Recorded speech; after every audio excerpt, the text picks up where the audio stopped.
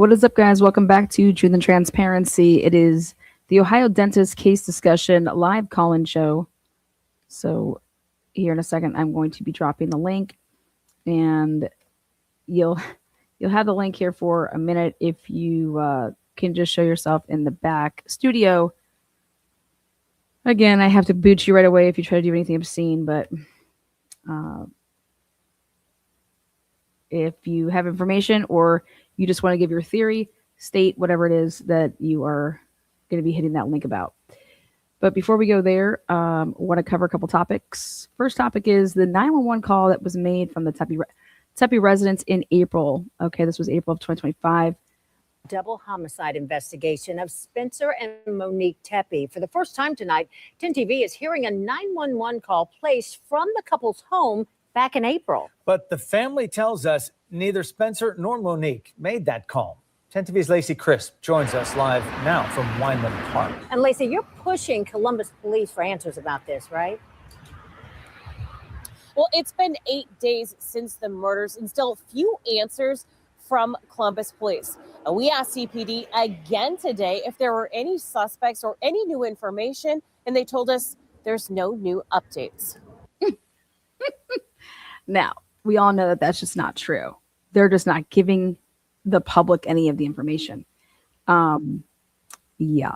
So, again, I do have somebody that entered in the backstage. You have to connect your device. So go ahead and kick yourself back out. Come back on.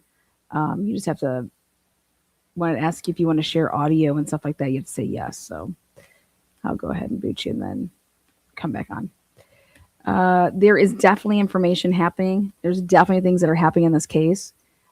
It's just Columbus Police Department isn't sharing that with us at this time.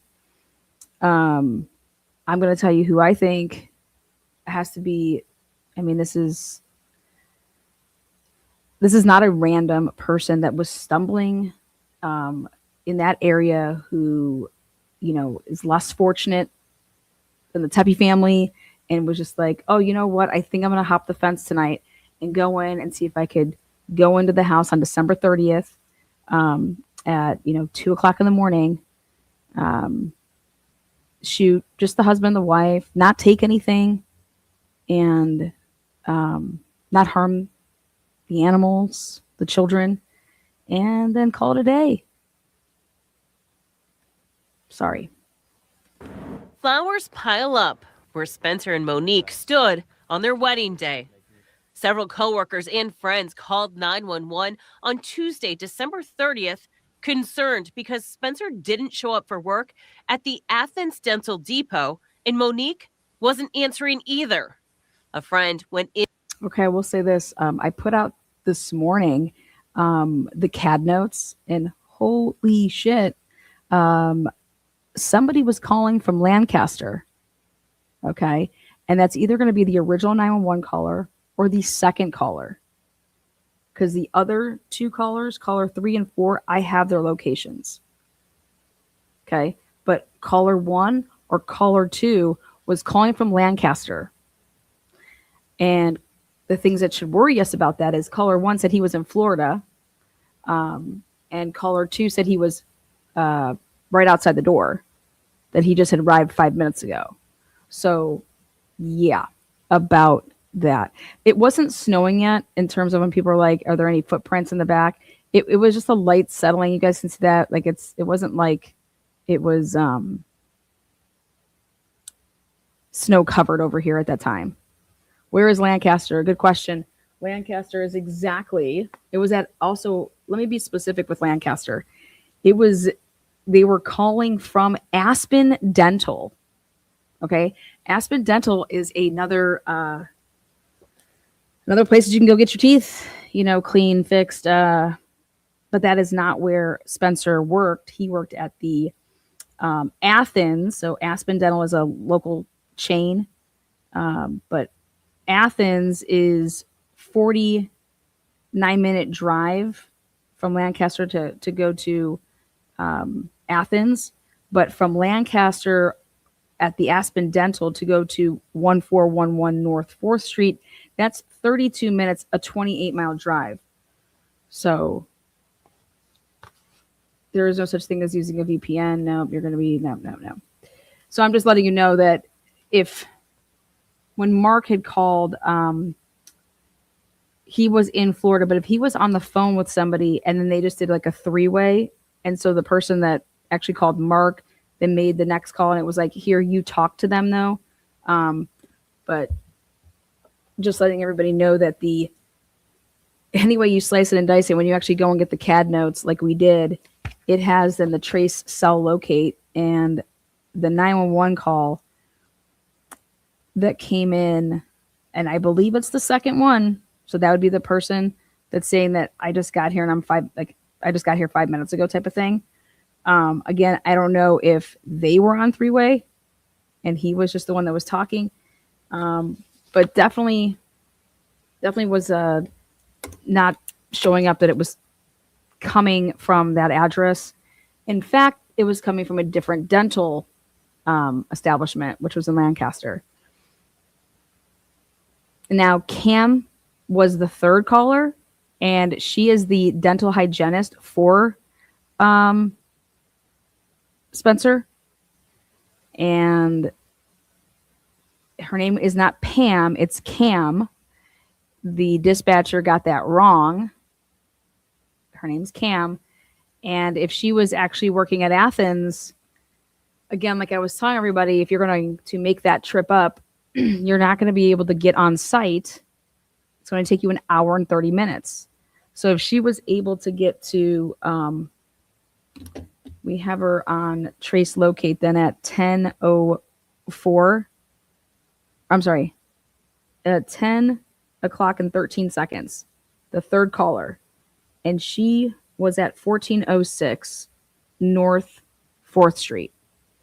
I will tell you this. If you are driving from Athens, you would have had to leave at 8:30 in the morning to make it to 4th Street by 10 o'clock. You understand that?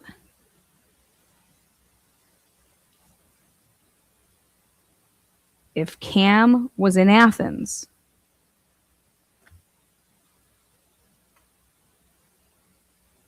working, she is a dental hygienist. That is who called. And here her trace locate was at 1406 because she said we're en route, and it showed that she was nearby. Again, I don't know if the dispatcher screwed some stuff up, but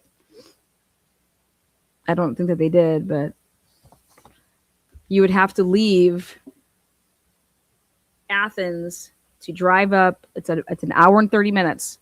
So if you were able to get there at 10, then you would have had to leave at 8:30. If you get there, and that's what it's showing here. And that's just interesting. Lana, Spencer worked in Athens or Lancaster? He worked in Athens. So again, Spencer worked in Athens that morning. Was supposed to be working in Athens, which is 1 hour and 30 minutes from his home. So anybody that would be calling and coming if they were leaving Athens to go there, okay, it's going to take you an hour and a half, period. Like, there's just no way around it. So he worked. Now, the person, we have one of the callers here. It was I have it as the second. I may have showed this earlier. I can show it again. Here. You guys can see it all in the flesh. Here's this.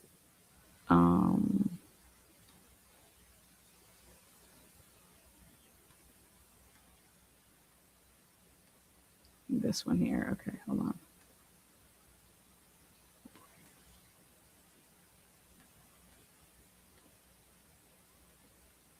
Here you go. Boom. Let's grab the other one too.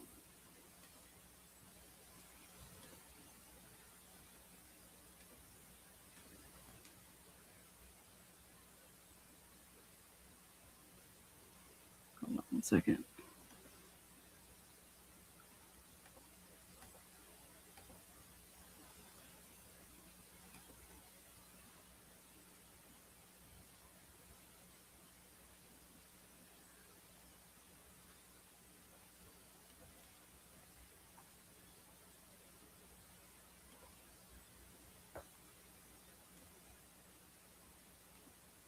Hold on, I'm going to show the first one first.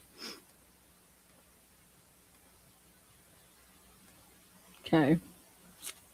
So this is what it looks like when you call in and you actually ask for the right reports. I'll zoom in, make it as big as possible. Okay. So right here, you have a call at, right here, added 9:03. Dispatch. Dispatch sent somebody at 9:10. The officer then arrived at 9:15. Okay. And then he closed it at 9:24. Okay. And this is what happened. So at 9:03, check on 36-year-old Spencer. Okay. 6'2", blonde hair. 9:03 and 6 seconds. Caller is a business owner and is concerned that that this employee did not show up to work. He has been unable to reach him or his wife. Okay. Then 9:10 again. Right there, that's your dispatch. So here, I en route. The officer then says at 9:22, he hits the radio and says, "I knocked on the front and back door multiple times, no answer."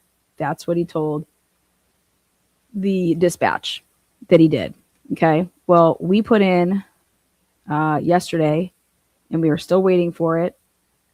Columbus is really good about getting back to us. We asked for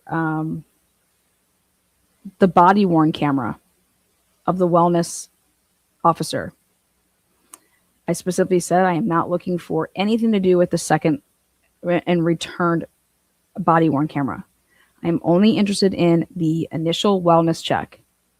Okay. And that is the first incident. That is this incident right here. And so the body worn camera of this officer and the dash cam.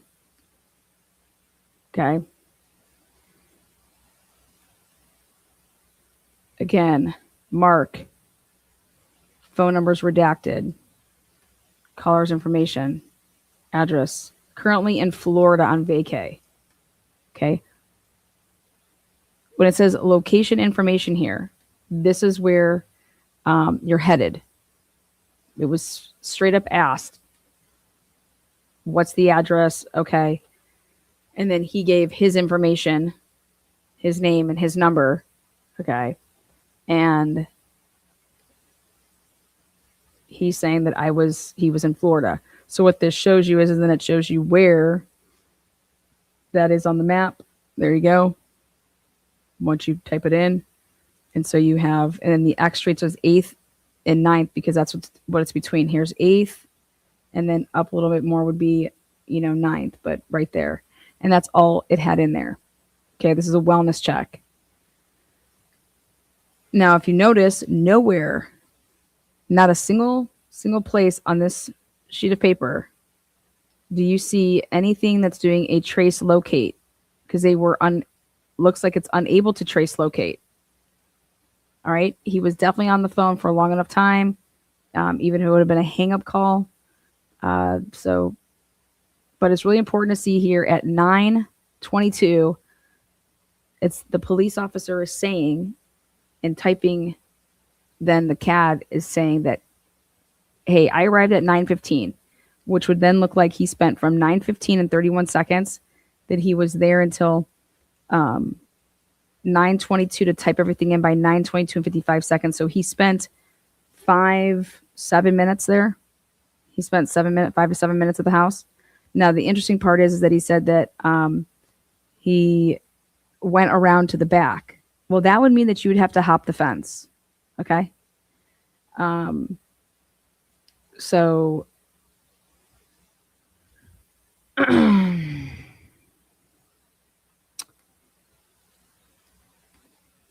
so when you'd have to hop the fence in order to get to the backyard, in order then to get up to the back door. All right. Well, I'm just curious. I want to see if and in fact that happened. Okay.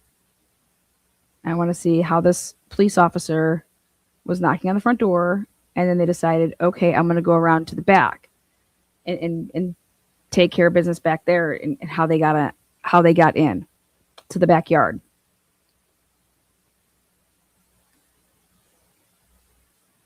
I think it's great that everybody thinks that there's this unlocked gate. We'll see. Where do you guys think a gate is on the fence? Where's the gate?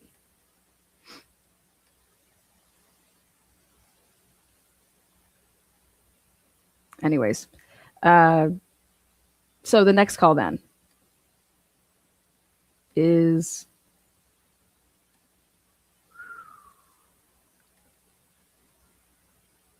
there is a gate on the left side of the house. Well, let's hope and check and see.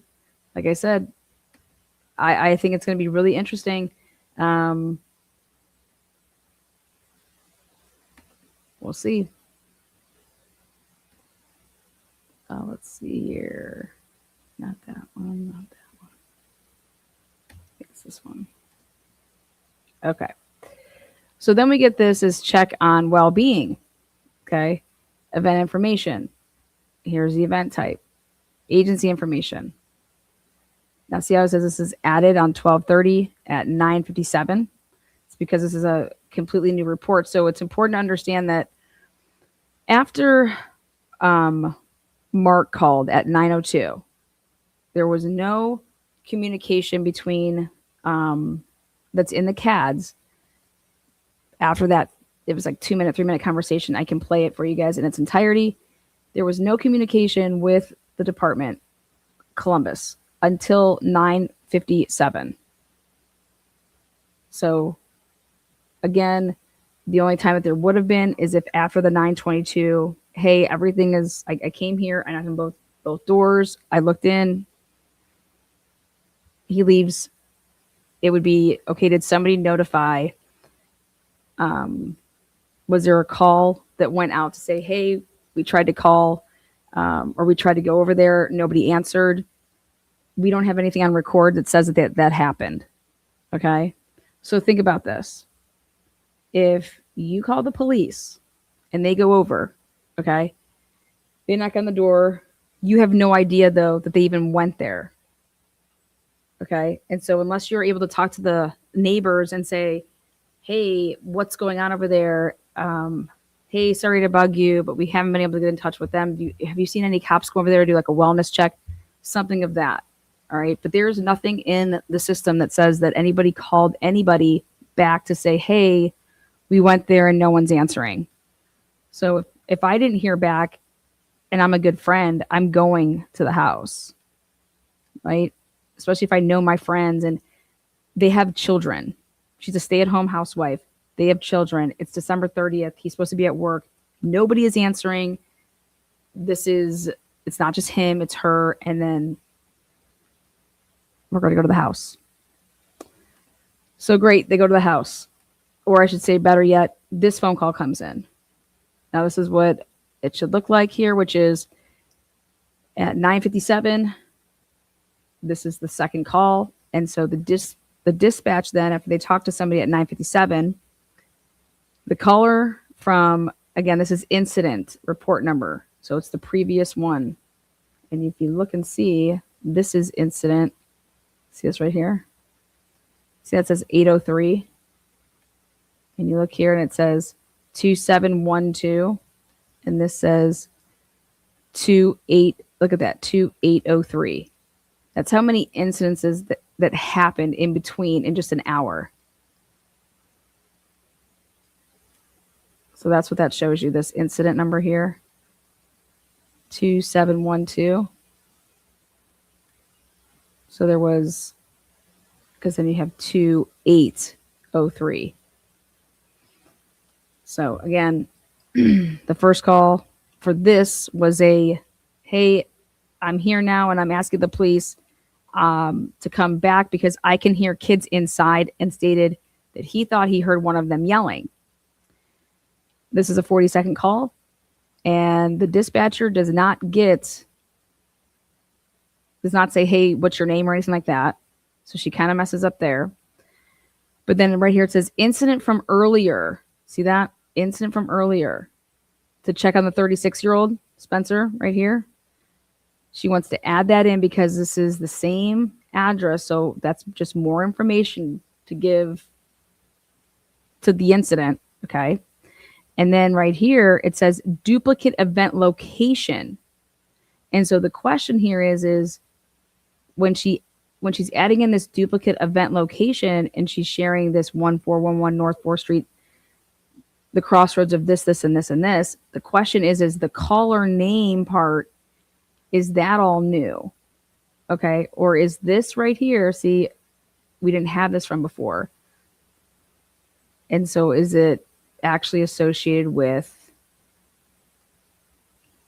the first call? And I think there's a high probability that it is. What that means is that the person who called 911 originally at 9:02, that call originated in Lancaster, not in Florida. Okay? And how I see that happening is if the person in Lancaster was on the phone with somebody in Florida, okay? And it was like, well, here, I don't know what to do. Here, do you want to call and like give, here, I'll call and then you talk. Okay. So that means it's a 3-way call. That person can definitely still be in Florida, but it's the person that made the call who's in Lancaster is what it's tracing back to. I'm just trying to help people understand how this is possible without it being some big old, oh my God, this is fucking wild. Okay. So,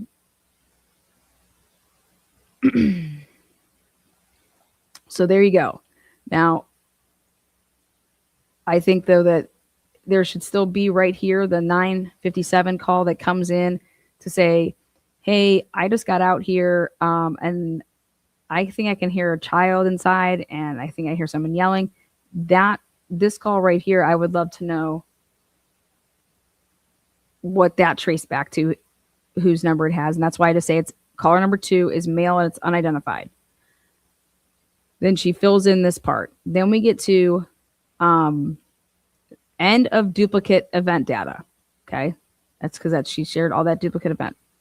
Now at 10 o'clock and 13 seconds, another caller from, and then she put Pam, and it's supposed to say from Cam. So, in how I believe and why I know it's Cam is because Cam is the dental hygienist that works with Spencer. Okay. So now it would make sense to me is that if Pam, aka Cam,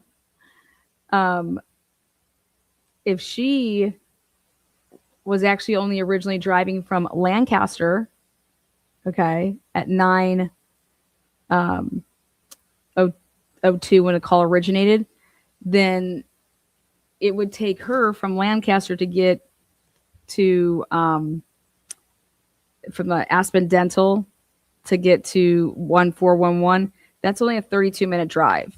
So that makes more sense to me. Okay. So since the police don't get back to Mark, think about how awesome this is. Police don't get back to Mark to say, hey, we went over there, nobody's there. And so Mark doesn't get a call back. Pam, aka Cam, is like, well, what the hell? I'm driving out there. That makes sense because nobody called back to say, well, hey, what happened with that? Or there's no record of the police ever calling them back. So then Cam starts driving, which would make sense to me. And if she starts driving at, I don't know, she'd have to start driving by 9:30 to get there by 10. So there you have it. If you can find me any type of radio where they contacted them. But when she calls right here at 10 a.m. and 13 seconds, that's when they're saying another call from Cam saying their boss never showed up for work this morning and she thinks something is wrong and is en route. Now, I want you guys to hear this 911 call in its entirety, the Pam Cam. Okay. So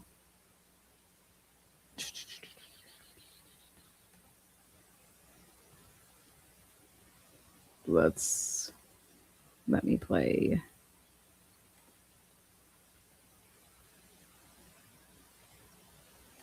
This 911 call. Oh gosh, which one is it going to be?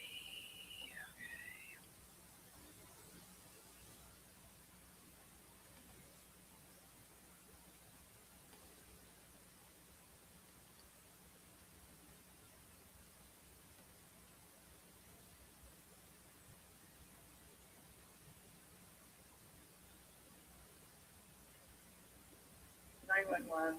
Okay, here we go. There's just so many.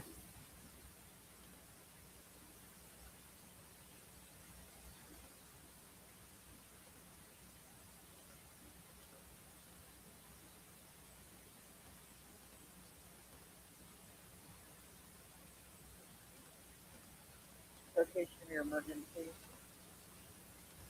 911. What's the location of your emergency? 14th Street, Columbus, Ohio. What's the location? 1411 North 4th Street. Okay, what's the emergency there? Our boss did not report to work. We haven't been able to get a hold of him for 3 hours. We are on site and we can hear. Okay, I just talked to somebody there. Okay, I'm just making sure somebody called. Yeah, I just got a call from somebody and set it back up for this side. Okay. Are you there because you're not showing that you're? No, I'm en route there. Okay, what is your name? My name is Cam. C-A-M. Okay, I'll let her know. My name is Cam, C-A-M. Like, totally says her name is Cam, and she writes Pam. You know, sometimes you just gotta laugh at some things. But if this would have been played in its entirety, then everybody would have like understood this. You just have to peel back the onion a little bit. So this is nothing sinister. This is, dude, we have no idea. Like, nobody was there when the cops went. Okay, so nobody watched the cops do a wellness check. So when the kid gets there, and he's like, I can like hear people, and that's why I'm just like saying, did the person that called the second time, are they talking to the person that's, you know, en route? I just want to make sure that someone called. Like called you guys back again is what she's saying. I don't think she's referring to the initial call. It's to call, like, I just want to make sure that somebody called you guys again. And so that's what, that's the call. And where this call originates from is at 1406. So again, 911. What's the location of your emergency? 14th Street, Columbus, Ohio. What's the location?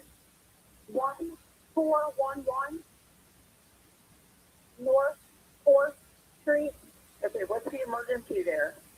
Our boss did not report to work. We haven't been able to get a hold of him for 3 hours. We are on site and we can hear. Okay, I just talked to somebody there. Okay, I'm just making sure somebody called. Yeah, I just got a call from somebody and set it back up for this side. Okay. Are you there because you're not showing that you're? No, I'm en route there. Okay, what is your name? My name is Cam. C-A-M. C-A-M. Okay, I'll let her know. Okay, thank you so much. Bye. See, like, she writes Pam. Again, where the call originated from, originally the 902 call came from Aspen Dental. Okay, Aspen Dental is not the same. Aspen Dental is not the same as Athens. There you go. Dude, these people are clearly concerned and they're getting this vibe that, like, you guys aren't taking our, like, what the fuck? We are concerned here. And I cannot emphasize this enough. You guys need to start saying when you're doing calls like this, if you're ever going to do a wellness call, if there's children involved, that's all you have to say. Listen, there's kids involved. This is a stay-at-home housewife. They have 2 kids. Okay. He's a dentist. Oh, this guy just works with us. Like, they're thinking that you're calling about some Walmart worker, man. He's a dentist. Okay. He has patience. This is a doctor. He has patience. They have 2 little kids at home. All right. There's no way that we can hear kids' voices and not get a hold of parents here. All right. So it's just really important to emphasize when there's ever kids involved that there are kids involved and that you're concerned, because if you can't find these parents, they are in charge of 2 little kids. Okay. They have they have dependents. So it's just really, really big just to do that, to say that. But hey, not every day people are like, I'm a wellness caller. You know what I mean? Like, people have never done that before. But I don't understand from the dispatch point of view, is it's just like all these people are calling. This clearly is not over employee of the month at Walmart. Okay, like there's why are you getting all these phone calls? Well, because there's a fucking issue. But this woman's like, it's like, so I don't think there's anything strange at all about any of these phone calls. In fact, it makes perfect sense. Like, hey, we need your help. We need to gain entry into this home. And what people don't realize is that the cops can't just be barging into houses. So you're better off of just blasting in your friend's house, okay? And then dealing with the aftermath later, because the cops aren't going to do it. The cops aren't allowed to go blasting in, but probable cause to go in there would be if you did hear a child. And that's why I want the body cam so bad, because I just got to see if the cop went to the backyard. And,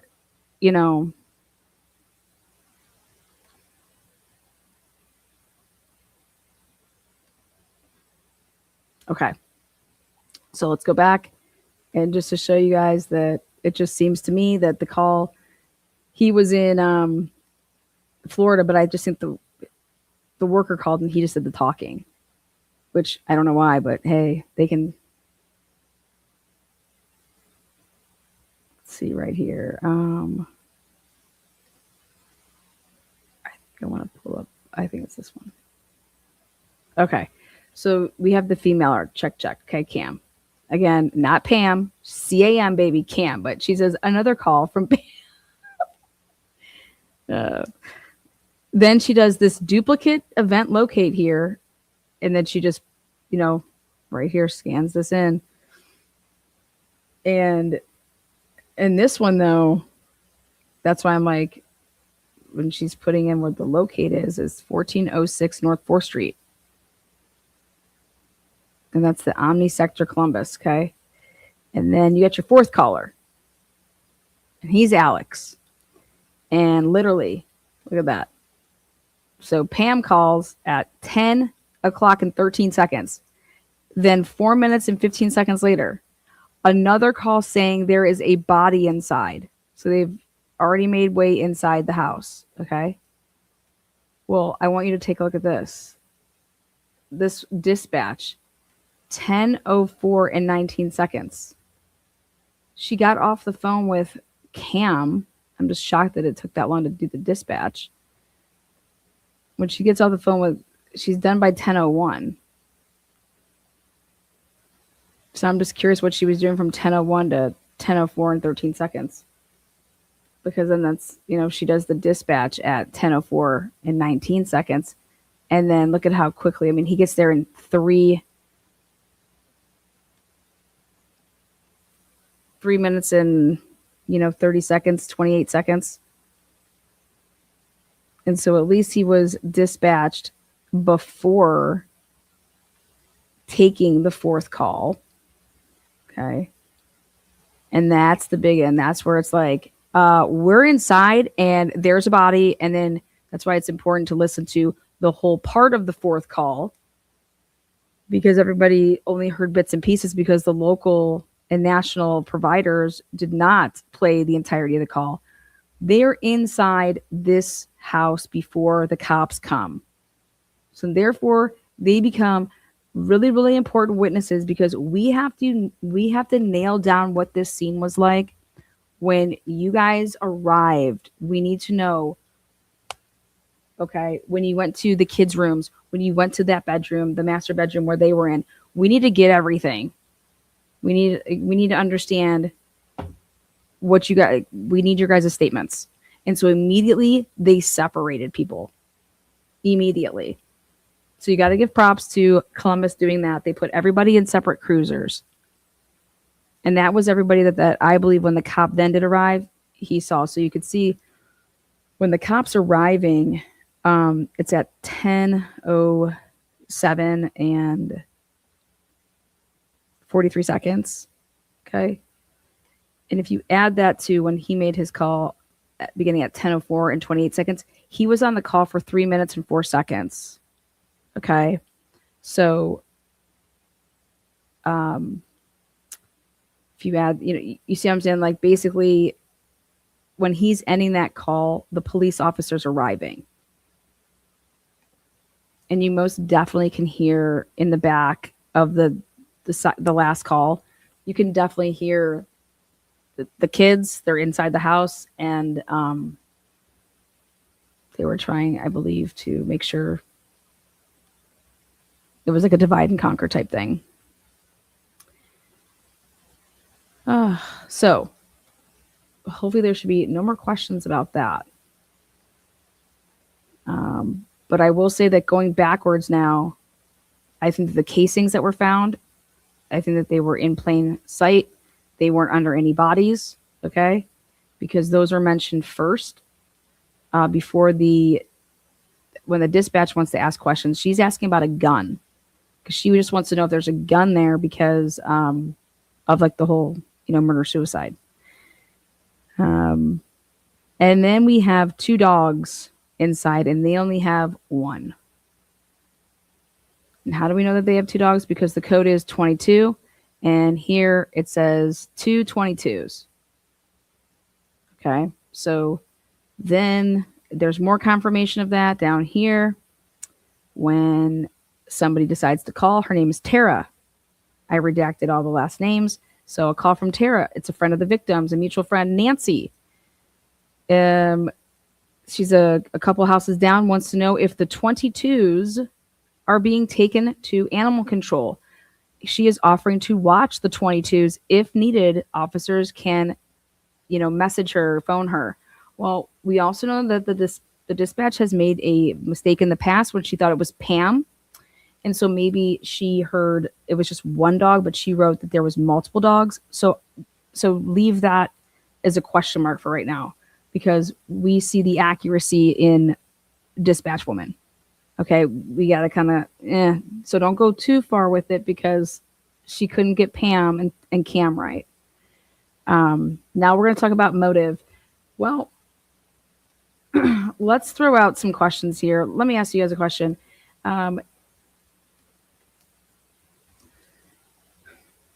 People out there are thinking it's like a current affair by one or the other party. Okay. Well, what does that have to do with the other person? Like if you're having an affair with somebody and you want to be with them, but, oh, hey, I'm married though. Come on now. Also, it was confirmed in the preliminary report that I got that, hey, 3 shell casings were found, and they were 9mm shell casings. And if she has 1 shot and it's through the side of the chest, like it comes into the side and then goes to the chest, and then he was shot twice. How do I want to say this? How would you know that Monique would ever die from that? Just one gunshot to the chest, and it was like the side. How would you know that she would die? Well, the only way that you can know for a fact that those 2 were dead is if you wait, in my opinion. If you're trying to kill somebody and you're supposed to be so quick to get in, get out, why would she only be shot once?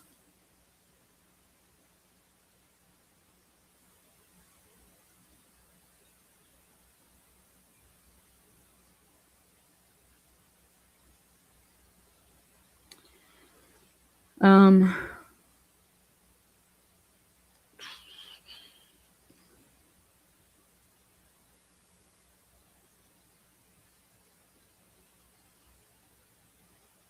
I agree with hitmen don't leave casings. Now, what if the casings were to throw off the entire investigation? So the autopsy would be really, really important to make sure that the casings match. So I can tell you that I'm waiting to hear back on the autopsies to confirm. So, Lana, what is your theory? My theory has a lot to do with the inside of the house. And what I mean by that is the condition of the home. They have a dog, and where was the dog situated?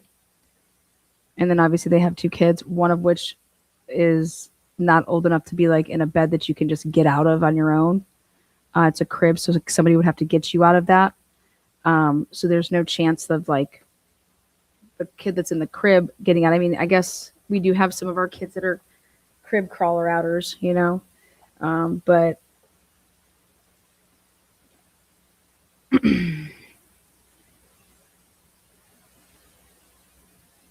how were the lights on when these people walked in? Were any lights on? Were any doors opened? Were any doors closed? Were any doors locked? Were any doors open, closed? What's the status of the inside of the house? Just like in the Idaho 4 case, when I said, okay, what's the status of each room? Are the lights on? What is everybody wearing? Were any of the doors closed? Were any of the doors locked? Was every door open? Where was the dog? Okay. Again, we got the preliminary report from the police department. And I put that out earlier, and it's important that everybody takes a look at that. The preliminary report from the police department came out, and they said 9mm, and it was three casings that were found at the scene. And that's all they were giving the public. So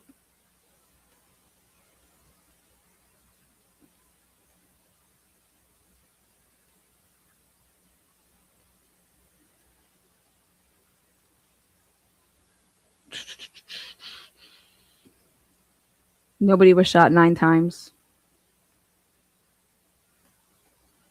Who's ever putting that out there? Something that I found that's significant is that on December 28th at about 5 p.m., a VPN was used to search the wedding video. Allegedly it's Spencer was shot twice and Monique was shot once. I'll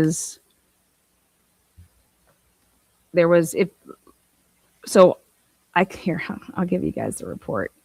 I put it out here earlier to put everybody to rest. Like, there's no speculation here. This is what the Columbus Police Department put out. And we should ask our news reporters why they are not using the Columbus Police Department's shit. It's because they're not going and getting the shit. So just ask the police departments, why aren't we putting out? Here we go. Here is the police departments. This is right here. See that call? See 2803? Ah, no way.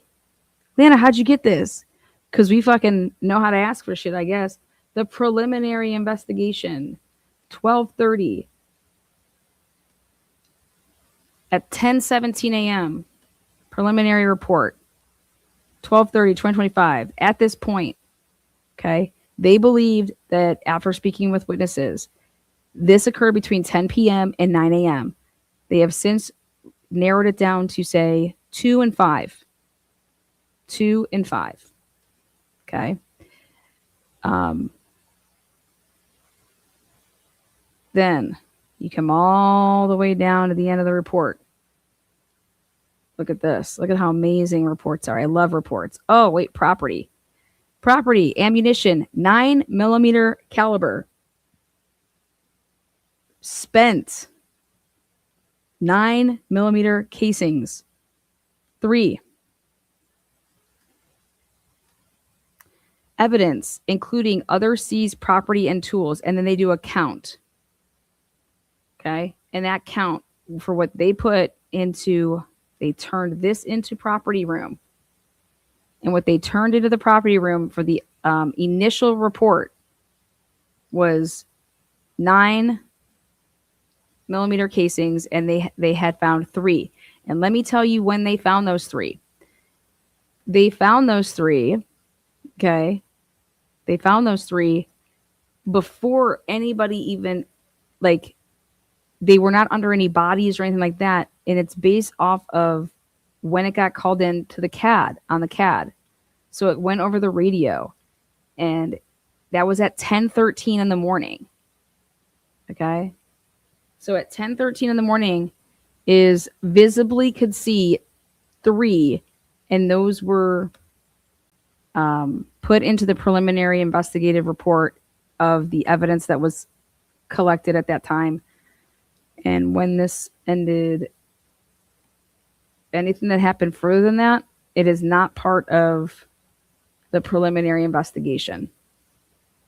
So technically, could there be a hell of more casings? I guess. Sure. I want to know if anybody was.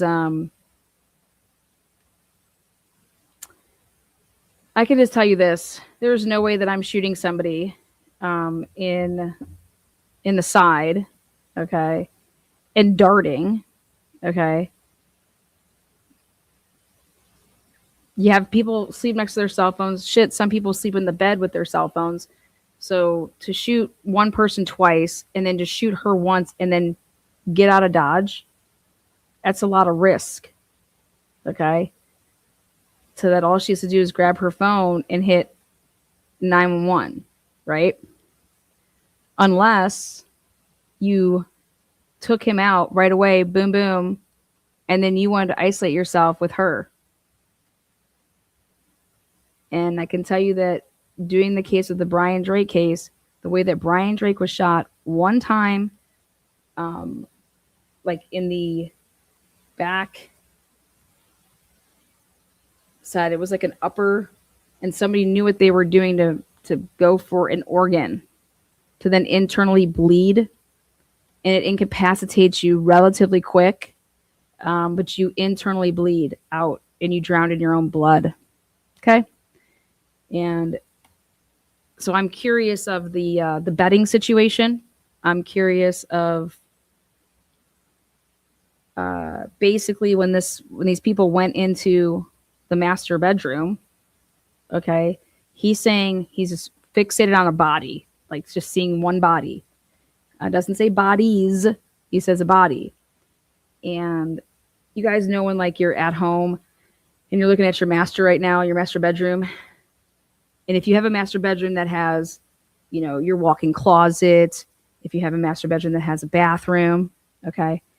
But also our beds, we always have our sides that we sleep on, and when you're looking at your bed, not only do you have like, boom, there's my bed, but you usually have like, a nightstand on each side, but then there's room on both sides of your bed for you to walk to get into your bed. But also that creates space for a body to be. Okay. So depending on how their master bedroom was situated, you have to, was it possible that if somebody was if you're on one side of the bed and they're on the other side of the bed, but they're not in bed, but they're on the ground, or could it be that one of the bodies could not be totally seen at all because it was obstructing the view? Because this guy, Alex, when he saw that, he couldn't even, it basically, it made him sick. He couldn't even go back in. That's what he says on the 911 call. He's like, I can't go back in there. Like, I can't go back in there. And that's just horrible to hear.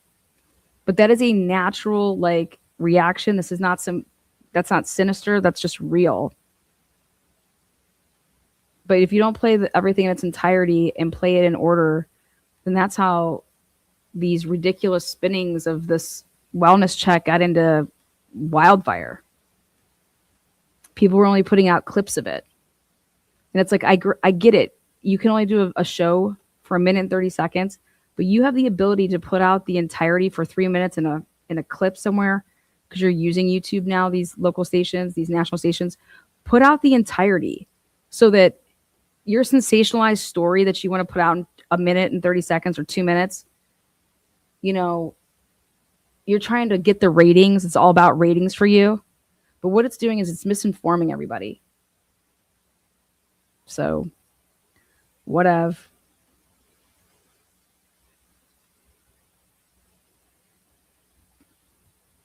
All right, let's go back to this. What's going on in the world out there is let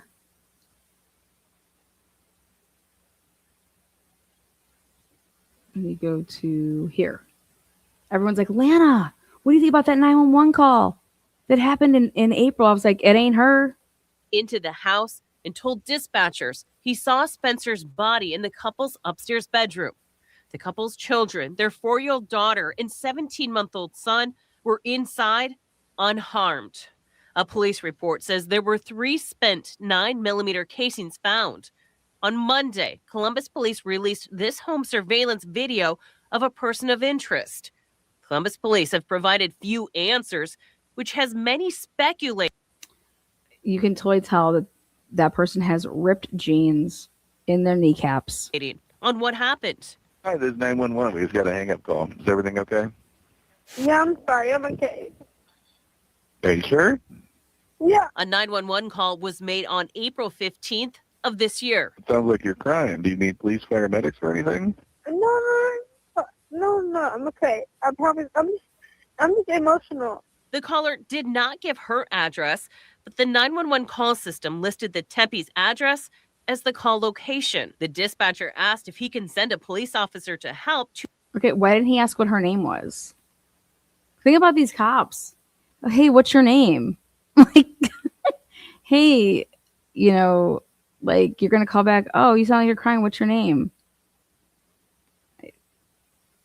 To that location, the woman declined. The Tempe family says this is not Monique's voice. Through a public records. Yeah, literally 5 people that I've spoken to have spoke out about this, who have reached out to me personally to say, this is not her voice. And all I have to say is this: they have the ability to know what the phone number is that called and what are the last 4 digits, and does it match the cell phone of either Spencer or Monique? Yes or no? This could be put to bed like this, right? Also, there's somebody out there that I believe is going to come forward when they are ready to, and they're going to come forward and they're going to say that that was them and it's not her. Okay. But I say, I don't care who the caller is. Ready for this part? I don't care who the caller is. I want to talk about the atmosphere. I want to talk about the situation. Who would ever inside a home, okay, decide what time was the call placed? They called and then they hung up. Then when the Columbus Police Department calls back, this person doesn't not answer. They answer. So they clearly were able to make the phone call and answer the phone. Okay. And versus if somebody was like trying to like, give me that phone. What the fuck do you think you're doing? And snatch it out of your hand. So then when the police did call back, I'm not answering, right? So just think about that. 2:45 on a Tuesday, right? Getting turned up on tax day. Everyone's so stressed out on 4/15, right? Isn't that the last day for taxes? 4/15, 2025, right? Isn't that tax day? And then so Tuesday at 2:45 a.m. Also, I want to show you guys something. Ready? going back to the trace call locate thing that they used. Well, when the guy said that he was outside of the house, remember? And the girl said like she was in the area or she's en route or whatever. Just go back and look at these to make sure that how accurate this stuff is, what they used. That's why what we did, was it today? It was yesterday. Yesterday, what we went ahead and did when this first came out, I went ahead and did a completely different type of FOIA public request, and I requested it differently. And so we're going to see what will come back. But I basically, the transparency of this call should not have been put out by Fox the way that it was. They didn't even go to the family. Okay. Why not go to the family? The family's been talking to people. Why not ask them about it before you just, Fox just puts that out, you know? Especially if you were to listen to it. I mean, I'm sorry, but you can hear that the person that's they sound like they have either broken English, okay? And they're using really interesting language. My man, don't mess with my man. 2:45 on a Tuesday. Monique's 4:15. voice. Could it potentially be one of the other houses right there in that cluster? Through a public records request, 10 TV asked for all 911 calls to the Tepe's address in the last 5 years. So did we. What'd you guys get? CPD only retains 911 calls for 2.5 years. Aside from the calls on the day the Tepes were murdered, the call in April is the only other call made to 911 associated with the Tepe's address. Okay, now ready for this? When I was out there the other day, when I was interviewed by ABC, I asked them straight up. I said, tell me that you guys have put in a public request for any 911 call that's ever been made from this address. And ABC told me that they did and that nothing came back. And that was on, when was that? That was on Monday. Is it Monday? When was I down there? What's today? Today's Wednesday. That was on Monday. So when I had a conversation with ABC, I said, have you guys put in a public request for all the 911 calls that have come in? And they said, yes. They said, yes. And nothing came back. That is what ABC tells me. Then the next day, okay, the next day would be Tuesday. Last night at 8:00, I get this Fox breaking news shit about this call. And I'm like, and so I messaged and emailed the Fox or the ABC people. And I said, what the fuck? You guys told me that I asked you if you went and did this. And you guys said that nothing came back. I want an answer on this. Because did you ever put in the request? Did you lie to me? I don't appreciate that shit. Okay? Because they told me that they put in the public request and that nothing came back. Then Fox goes the next day and releases this. And I'm like, were you lying to me?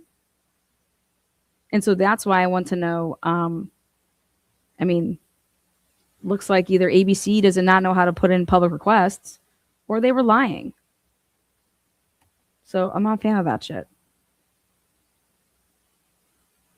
I straight up asked her and she said, we did that and there's nothing.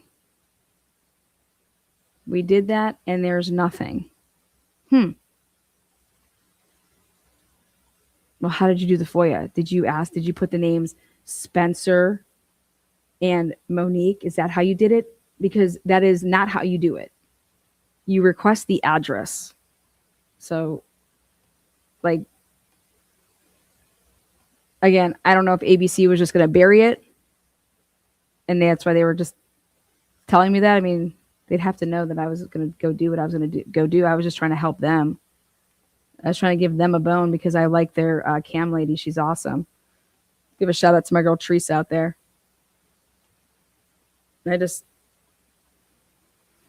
Whatever. Maybe they said nothing came back because it wasn't actually the Tepes. Well, if it came back to the address, you'd report on it. You'd report on it. The only way that they would know that it wasn't one of them is if it for some reason got released unredacted, which would mean you would have the caller's number and you would look up and see who that number belonged to. But my question wasn't, I didn't ask whoever made the calls. ABC either didn't do their work or lied. It's that simple. Sorry, but I'm not here to fucking make excuses for mainstream media or the local news. We're here to get the facts out. And we're all human. We make mistakes. Trust me, we all make mistakes.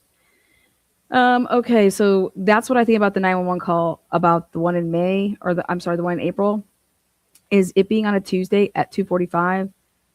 Go take a look at what these people do around the area for a living. Their phones.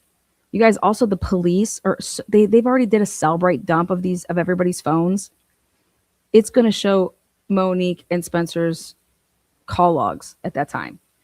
From my sources, they have parties all the time and people take edibles. And there was on a couple different occasions that people were getting so paranoid from the edibles that they were taking at the house. And I'm like, what? No joke. I heard that from two different, two different sources. So that's why I'm reporting on it. It's like, yeah, we'll take these edibles. And on one of the times back, and that was even a couple more years back, that somebody had gotten really, really paranoid. It was like an ex-coworker of Monique, and she was a black woman. Okay. But for me, it's more like, I want to talk about the atmosphere of, if you have friends that are around you and your friends like, yeah, man, I just called 911. What? What do you mean you just called 911? Yeah, I don't know. I just told them that me and my man were just fucking fighting, or actually I called first and I just hung up, and then they just called me back, and you know what I mean? I'd be like, what the fuck are you doing? You know? But I think it speaks volumes that the person could answer the phone call when the cops called back and nobody was preventing them from answering that call. I think that's important. Do I think that she was shot in the side at point? I think that if it was only one shot, yes, I think that's I would. I want to see. I would love to know that autopsy. You don't just shoot somebody once and you're trying to kill them and just sprint out. You guys, 9mm. That's. I mean, yes, I think that.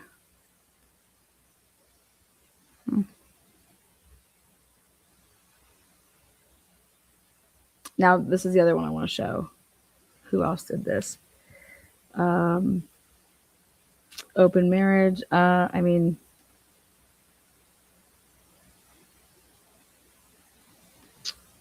I think I'm sorry, but my number one suspect right now is the ex-husband.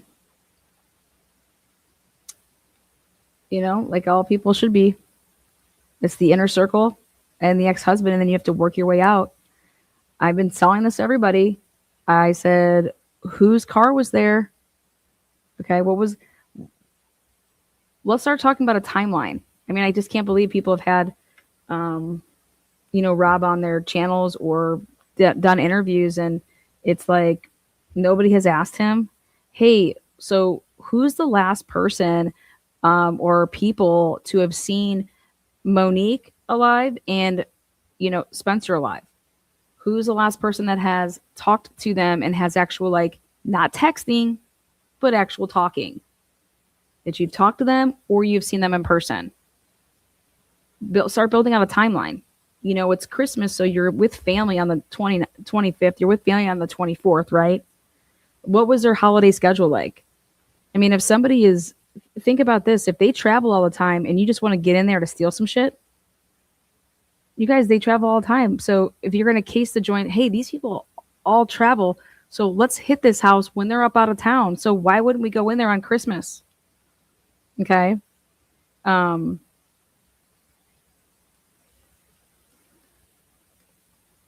wouldn't we go there at Christmas Eve? Or, if I want to steal something, if I live in that area and it's a rough area, right?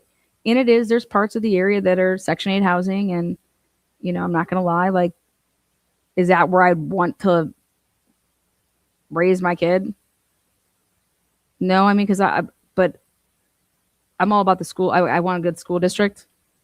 And I really believe in our public school system. But why would I put my kid in Columbus City Schools if I could put my kid into another suburb? And but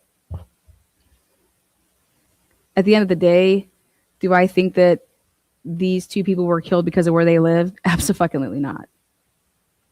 Absolutely not.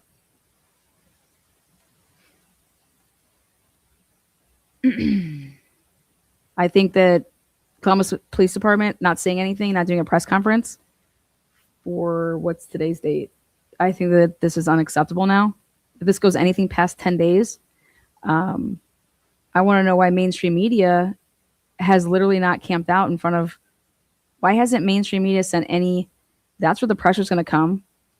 The pressure's going to come not from the local media because they have to keep good relationships. Okay. But where the pressure's going to come is when mainstream media wants to come knocking down and popping doing pop-up tents and going right outside this house and standing out there and start making it a circus. I'm not playing. And so I want to know when Nancy Grace is going to come to town. I want to know when Ashley Banfield's going to actually bring Brian Enton in and go walking up and down the alleys, right? Well, I've been doing that since this basically happened. But the media, the local media is not going to apply the pressure to the Columbus Police Department. They've never done it. Okay. Local media is never going to apply the pressure to the police departments for anything. That's never where the pressure comes from. And I'm telling you what they don't want out there is that they are trying to gentrify the area, and two white people getting shot in a beautiful home here where that's happening. I mean, how's that going to look politically? How's that going to look? It's going to look like shit, right? So they're not going to want to talk about it. Hold on one second.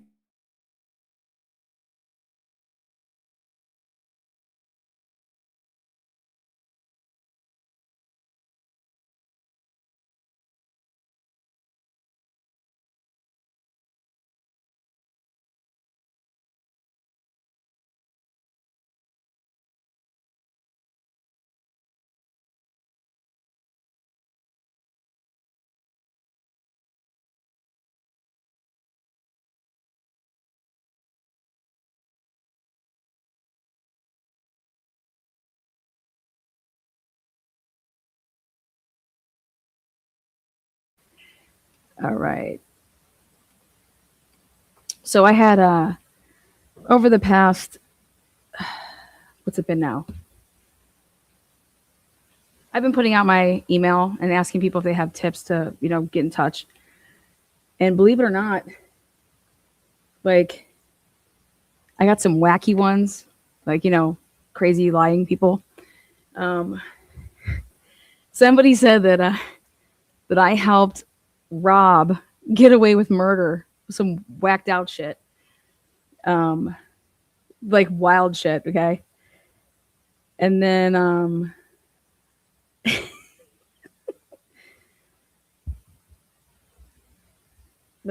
why am I down there helping out? I'm an accessory to murder and shit. And I'm like, what are you smoking, man? Yeah, I'm just down there getting on every camera. But for whatever reason, I have no idea why people think that the brother-in-law is sus. I'm like, you guys, read a room. What's great is when you actually have families all on the same page and they just use one spokesperson. Do you know that PR-wise, that's what they tell you to do? PR-wise, they will tell you that you should only have one spokesperson. Okay? And that it should all be uniform, That's what they'll tell you. So here in this case, it's these families, because when I say these families, you have Spencer's side of the family, Monique's side of the family, right? All of their friends. And it seems like you got unity, It seems like you got unity, and that's nice to see. I don't need to reach out to him. I think it's funny that people, you don't think that me and, come on now, fellow Bearcats. Rob's a Bearcat. I'm a Bearcat. All of these, like, I live in Columbus. This happened in Columbus. A lot of these people's friends that lost their lives, we have, like, they were friends with people that I was friends with. Didn't even know it. Like, that's like a small world. All for my days of socialite, hobnobbing. When was the last time you heard the word hobnobbing? Go out there and hobnobbing. Anyways, so I got a couple of these emails, and literally, no joke, like 4 people said the same, like literally the same exact thing. And it was talking about, hey, actually, I knew Monique before she knew Spencer. And I heard you talking about Mike McKee. We knew him. Like 4 or 5 different people. And so I'm going to make fun of myself here. And my comment back was, well, you probably spit your drink out when I said that Mike McKee 3 weeks later married a dude and was dressing in drag, right?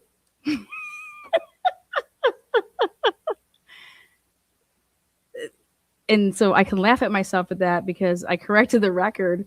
But I was like, what are the damn odds? Seriously, guys, go look it up. You'll be enamored by but this Mike McKee guy, who actually was the husband of Monique back in the day, he literally wiped himself from the internet. What doctor does that? What doctor wipes themselves from the internet? The last thing you want to do as a doctor, you want to be like, last time I checked this, doctors think that they're the best at everything. They have an ego for days. They're worse than athletes with that. Can you imagine a doctor that was an athlete? God, woo,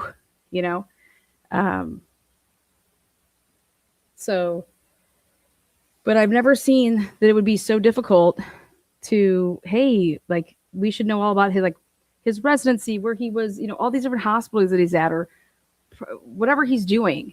He's a doctor, okay? Motherfucker, you can't find anywhere. Well, guess why? Monique ghosted that man. She was like, peace out. Peace out. Everything I told you guys. They moved to Virginia.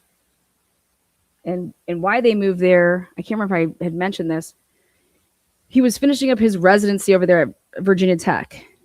And so I still don't know where this whole story is coming from, that she was in secondary education. You guys, she worked at Nationwide.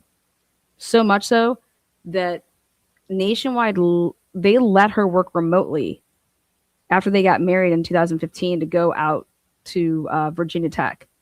So when they got married in 2015 in August, and I told you guys, Mike bought the house out there in Roanoke area in Virginia, she was still able to work remotely for Nationwide. Nationwide Insurance is one of the biggest. If you come down to Columbus, it's like Procter and Gamble of Cincinnati. I mean, there's so many freaking employees. So these reports of her being involved with secondary or any type of education, teaching, that's just not it.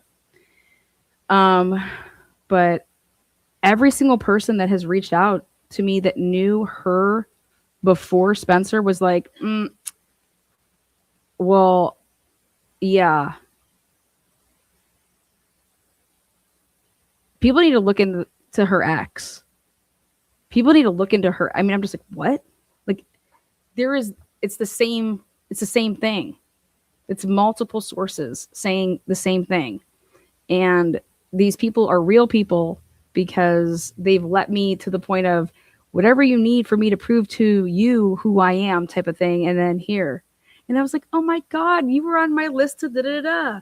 Because I'll reach out to people. That's not, you could say, hey, I'm so-and-so and I'm covering a story. And, I'm just trying to drum up if there's, information that versus just lies. But yeah, so that was a reoccurring theme, is that that Mike didn't want this divorce. But I'm like, man, but they got divorced in 2017.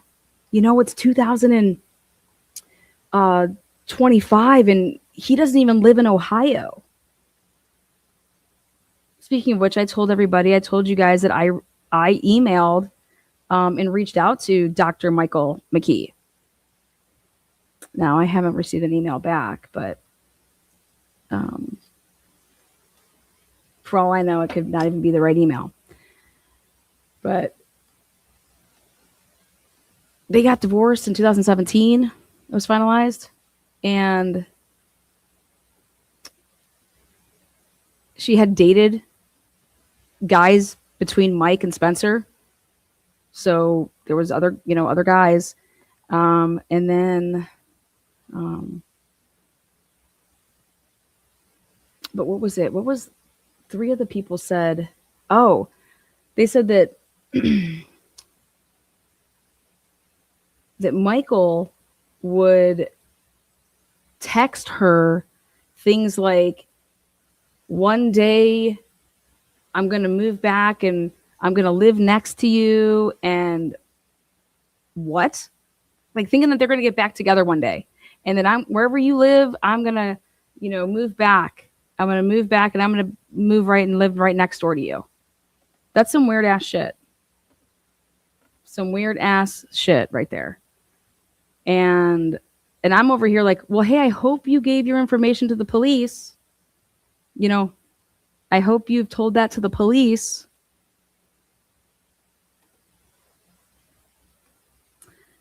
So I don't know. But when I was like, wait, that you're going to, one day I'm going to live next to you after I make a bunch of money, I'm going to be able to move wherever I want type of shit. And I'm just going to live next to you. That's fucking weird. Okay.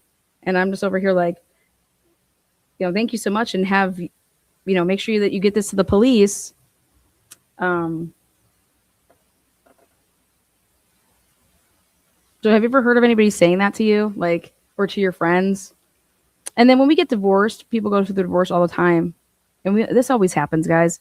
When you have mutual friends, like, hey, I'm friends with both of you guys and you guys are getting divorced. Oh my God. Well, it never works out that you get to be friends with both of the people. It's always just like, you either end up being friends with the, one side or the other side. How many times does it really happen that you get to be friends with both?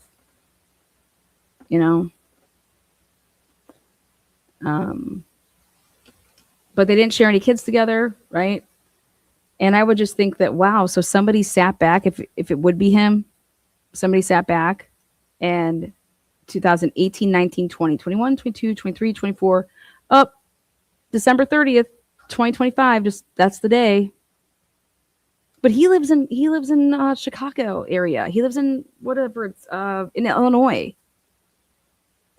So if he's in Illinois and they can put his ass in Illinois, right? Then it's like, okay, well, what the fuck?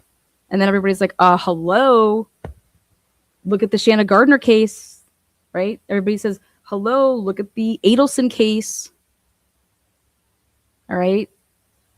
But the Adelson case, there was motive there, right? I want my kids. I don't want them. I'm going to take my kids to my parents and we're going to go live in South Beach, right? Dentist, same thing. They were dentists over there, right? But here it's totally different. He never had kids with her. She never had any of his kids. But is it if I can't have you, nobody can, but all this years later?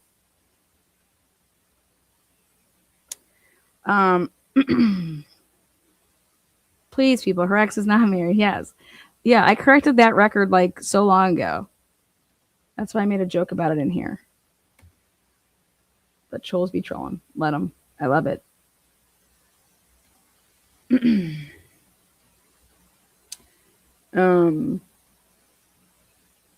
And you would get a restraining order if it was that concerning to last almost 10 years.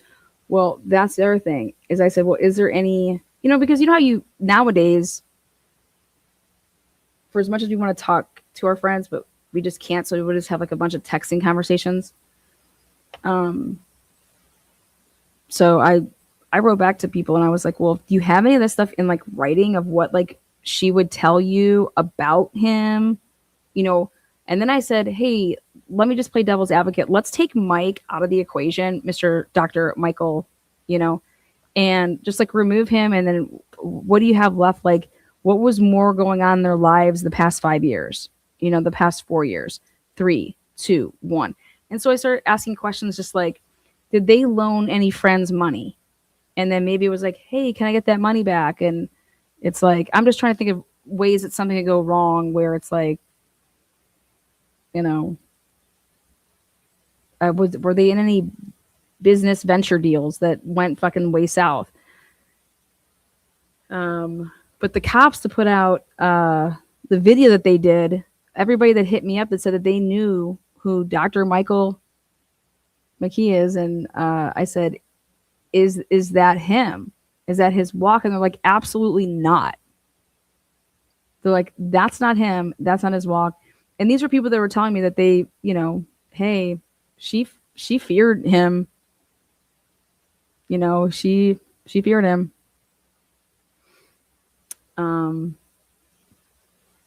X has not been cleared yet because this is still being investigated. Duh. Nobody's cleared. Every single person in that inner circle of friends, the neighbors, this was an entry by no force. Everybody that knew them personally is a suspect. Person of interest, whatever you want to say. Let's use person of interest. It's better. Any divorce paperwork? Yeah, they were divorced. Oh. I'm so glad that you said that. So glad you brought up the divorce paperwork. Ready for this? You know, because I wrote back and said to a couple of them, I said, you know, on paper, this divorce looks like it happened real quick, real easy. Like there's no, like there's nothing. And it was just like, yeah, but what's not on the paperwork is it's like he wouldn't sign them without going and getting and starting the process instead of just like, here, I want a divorce. We're going to get it all up. It's going to be an annulment. Here you go. Sign. Also, their wedding, I don't know if you want to say it was officially called off or anything like that, but according to these friends, it was on more than one occasion, they were told the wedding's off. And then obviously it'd be back on, and then it'd be off, and then it'd be back on, and then they got married. And I'm just like, oh, okay, well, why was it off? Or, you know, I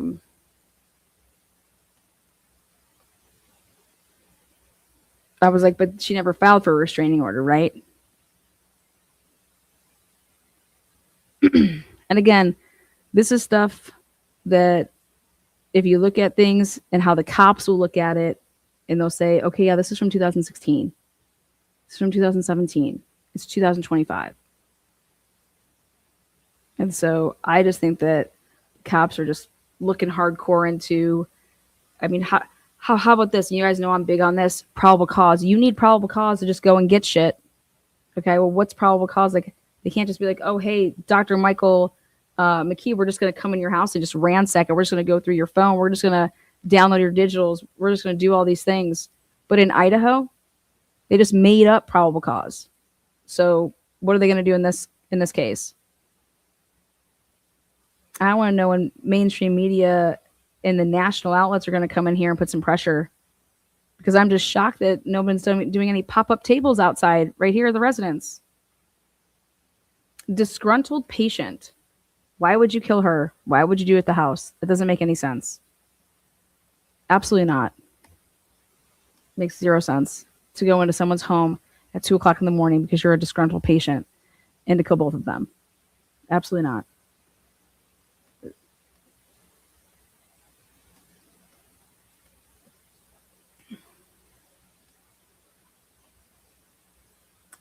I think somebody, I think it's really, really important that, and everybody should be taking this in from a standpoint of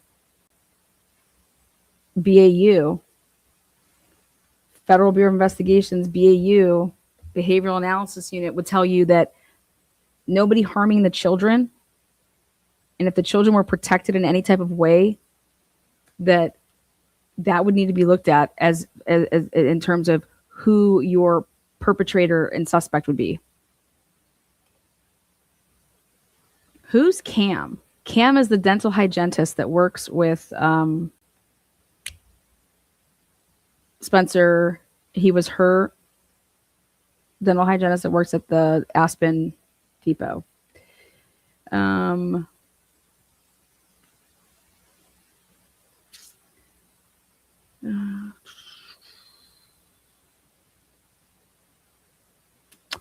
You know, the thing that I have with this is you can silence somebody, but why would you? How come she would be involved in that? You know, I think there should just be a timeline here to talk about the timing of this. I think is interesting. It's kind of like the Idaho 4 case for me. Who goes into a home that doesn't know who's in it? That's very dangerous. That's very risque. Okay? You don't go into a home that you don't know who's in there. And if they are people that have friends and family over all the time, this is during the holidays, right? And if they have friends and family over all the time, and there was cars out front, and there was, I don't know what was in the driveway behind, but how could the person know that there wasn't other people in the house? Think about that. How do we know that there wasn't somebody sleeping downstairs in the downstairs room? How do we know that there weren't people there? I don't know. And they just didn't even realize anything had happened. And they just walked out, left. I just don't want to wake them. I'm leaving. I don't know. Cole Atkinson. For the amount of cameras that they have down there, guys, it's like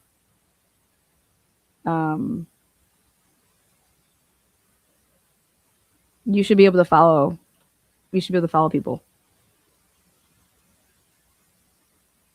Anybody that would case this area, you would either A, dress like a bum, okay, and disguise yourself to act like you're, just a scraggly motherfucker, and blend in, or you wouldn't do it here,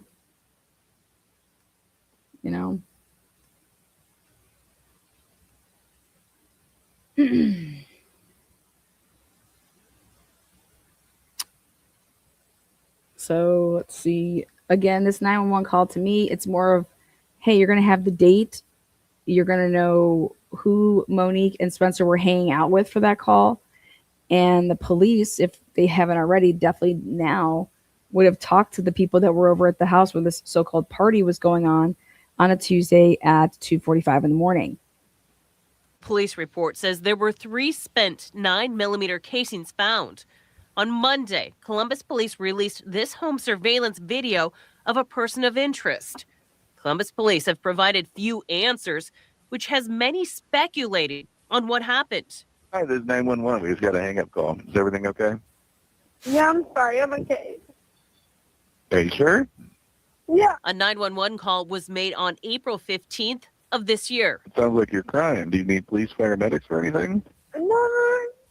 No, I'm okay. I promise. I'm just emotional. The caller did not give her address, but the 911 call system listed the Tempe's address as the call location. The 911 call system listed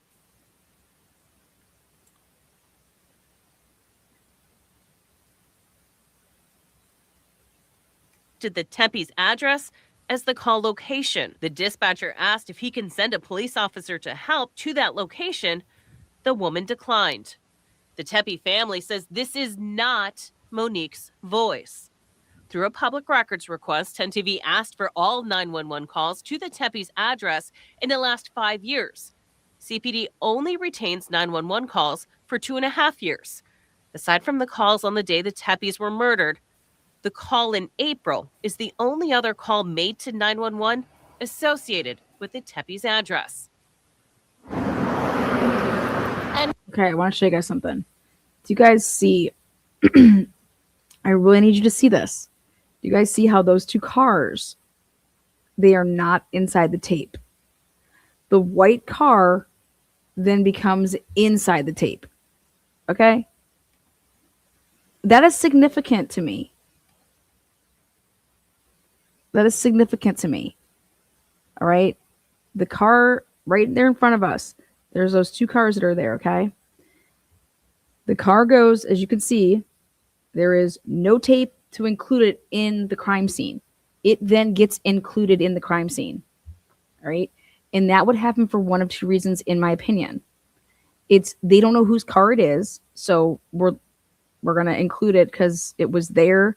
Hey, when you guys pulled up, was that car there? You know, it's because that car that was behind it there, that car gets to leave. So the car that's behind the white car, that never gets put into the ropes. Okay. And so I put this out before, and I strongly said, I was like, hey, there would be a reason that it'd be roped in, and because it goes from not being inside the tape to then it becomes inside the tape. But the other car did not.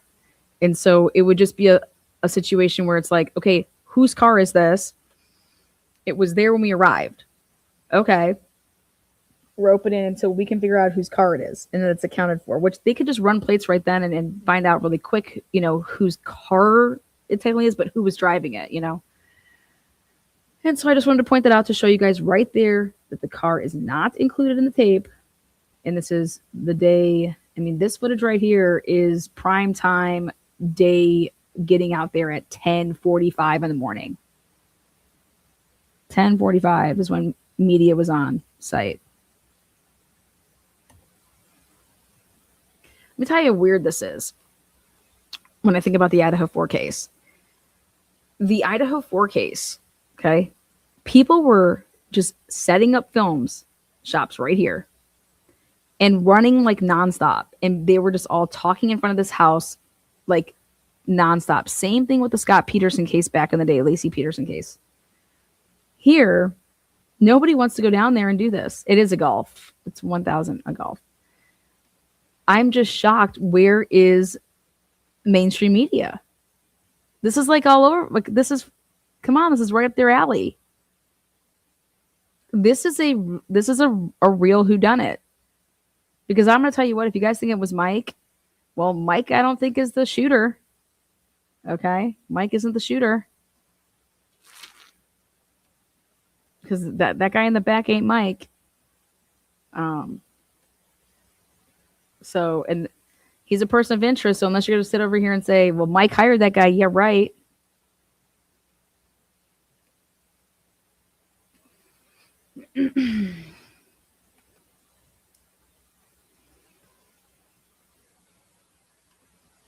All right, next thing.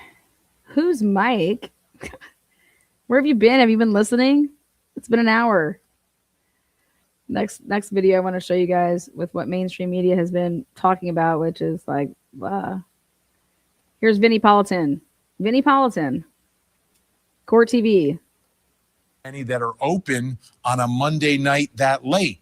Well, Oldfields North 4th Tavern.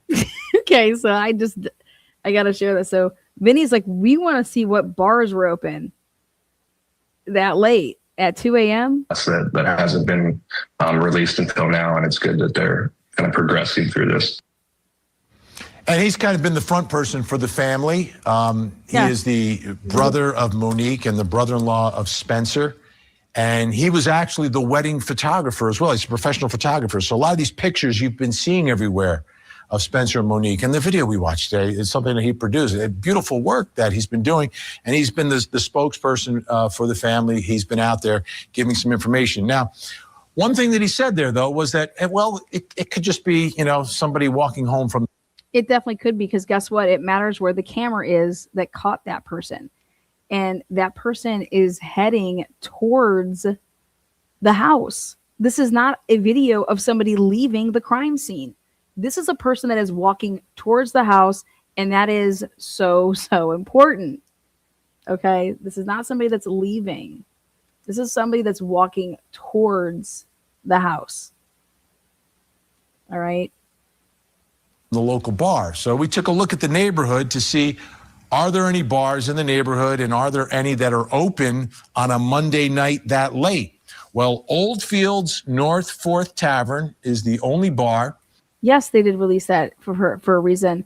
If you don't think for a second that the Columbus Police Department wouldn't release that to let the person that they're really onto, hey, oh, look at, oh, this is the person that they're interested in. Oh, thank God. Let them like, oh, let me breathe. So they can go fuck up and make some mistakes.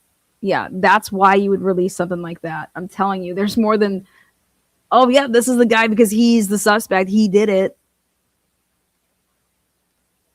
There's a bunch of reasons why you would release that. Just ask Idaho why they released the shit they did. Here you go. Open until 2 a.m. on Monday nights. And it's the only one within a 15-minute walk, right? So we went on Google, figured out what bars are within 15 minutes. You know, Outfields Northport Tavern. Just so you know,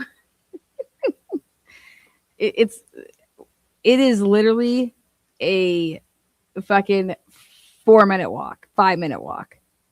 Okay, maybe the way that he was walking,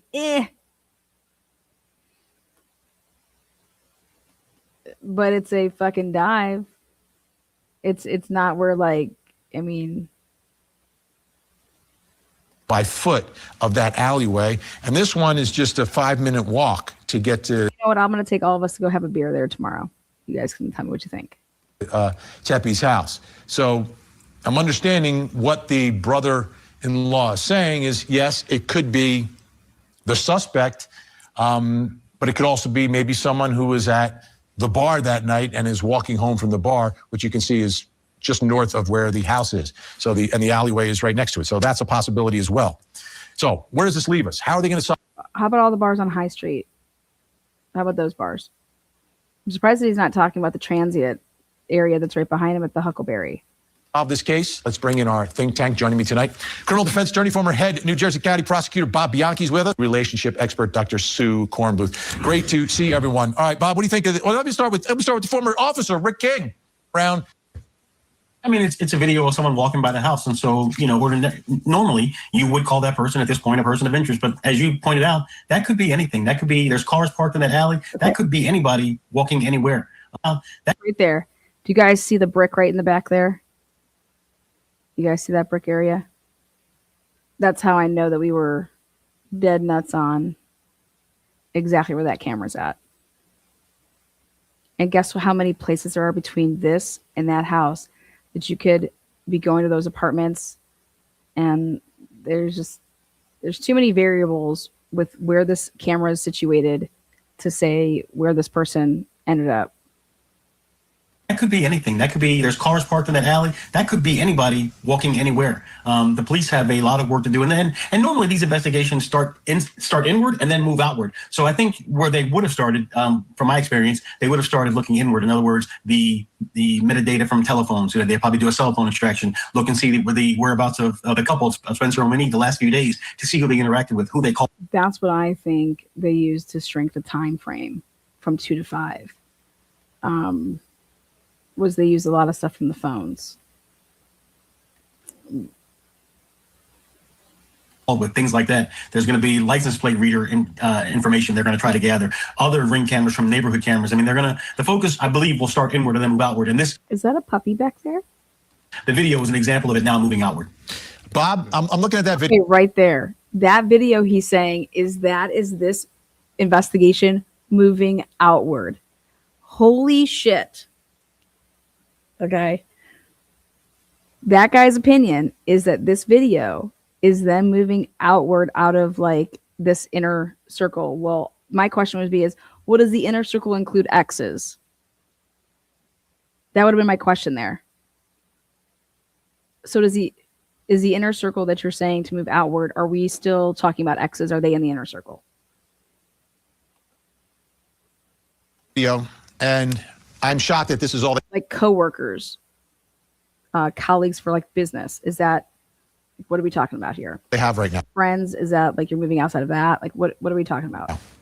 In the world we live, this is a city. This is not some rural town. This is Columbus, Ohio. There's an actual Ring camera on the front door of the Teppi's house. But apparently, I guess that didn't pick anything up. There's no forced entry here, so someone either knows the code to get into the home to get in, or they were let in by the Teppi's. There was no sign of anyone breaking in, but there's no video of anyone in front of the house. I mean, what do you think's going on here? Okay, I agree with Rick completely. They're going to start from the inside and go out. So first of all, they have a lot of data we don't have right now, but having been the person that's led investigations like this, they're going to do a whole social history on these people. And actually what we used to say is, and again, please take this we're not saying they've done anything wrong, but there is no forced entry. There is no murder-suicide scenario because there's no weapon. They have to see who these people were friends with. You guys, everybody from the outside on social media, okay? Think about this. This is their wedding video, okay?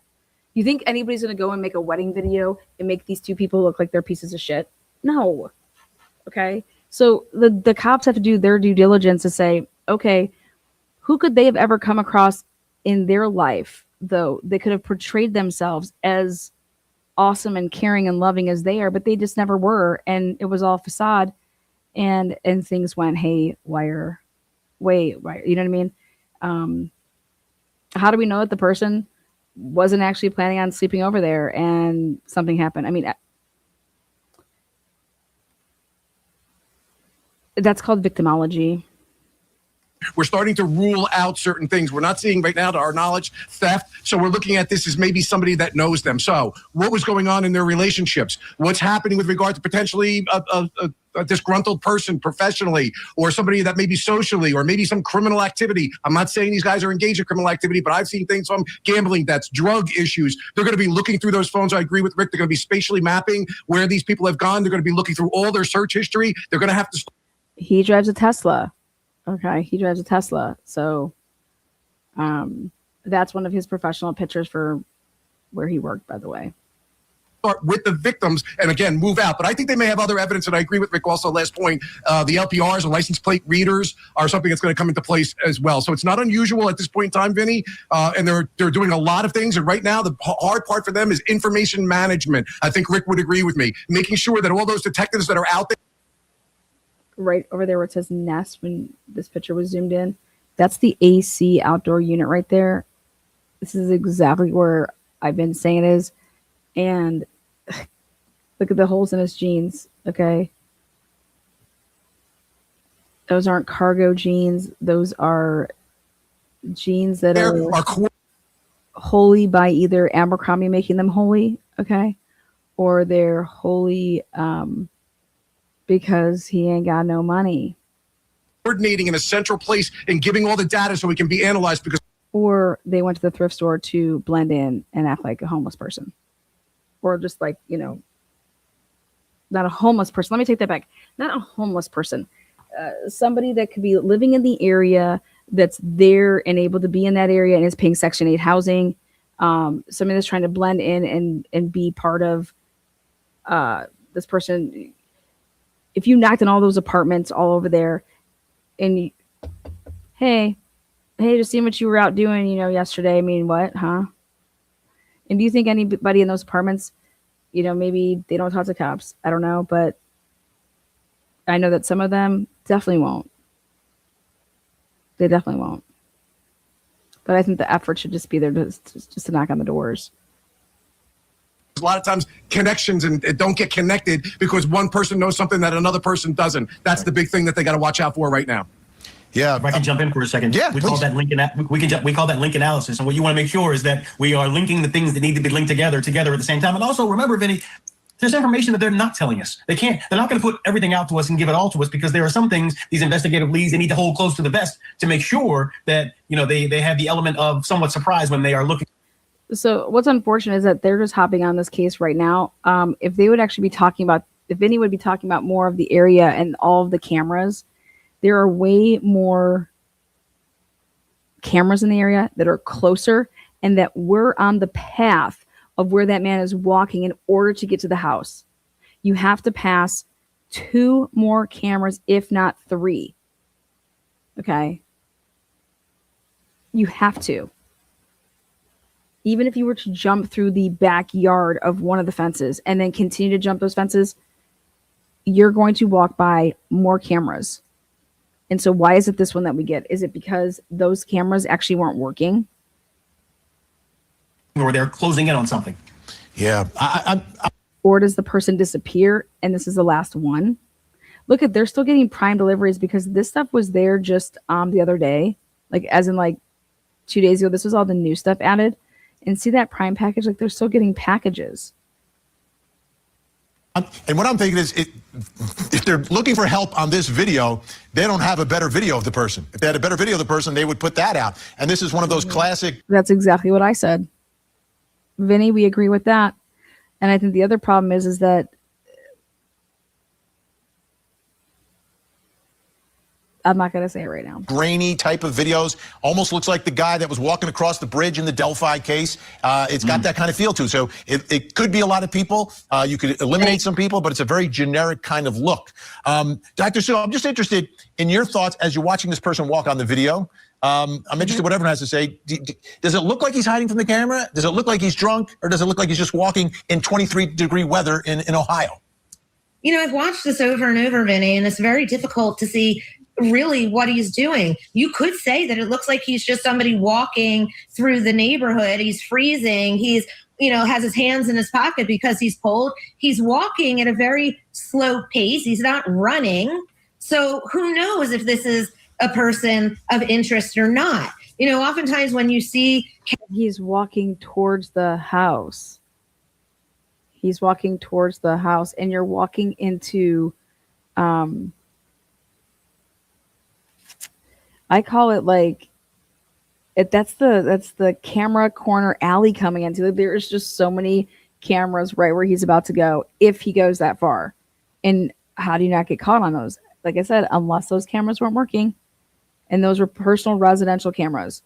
And if they are personal residential cameras, why don't you go and check and see if they were working the day before, if they were working, a couple days before, to see if, hey, we're just going to make them not working today. Camera like this with a person walking by and you don't see any other people around, yeah, you would say to yourself, this could be a person of interest. However, Vinny, in this particular case, if somebody recognized this guy already, don't you think they would have called in and said, I recognized him from somewhere? I think we've seen this in other cases. The fact that somebody went in the home and it appears that they walked in and there was no forced entry, it seems to me like what Bob said, that it probably may be somebody that they know, or, a bad deal has gone wrong. Not saying that anything criminally happened here, but it's rare. Rick, from the crime scene itself, it's someone going into a house.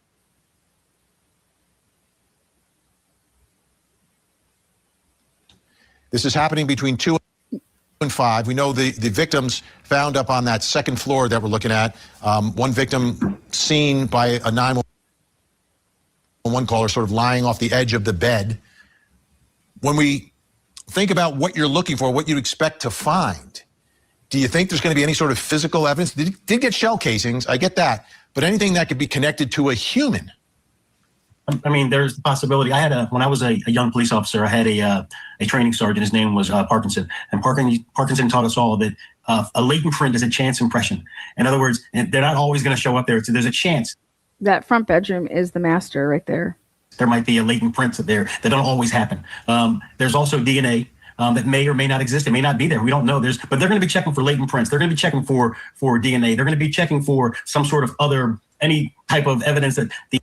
To your point, go ahead. What happens a lot of times is that these teams go in forensically and they start with the bodies and they literally vacuum all the way back, all trace evidence. It could be 5. Yep, and they did do that. They came back in when I was there on Saturday, they had a team out there that were taking pictures again. So this happened on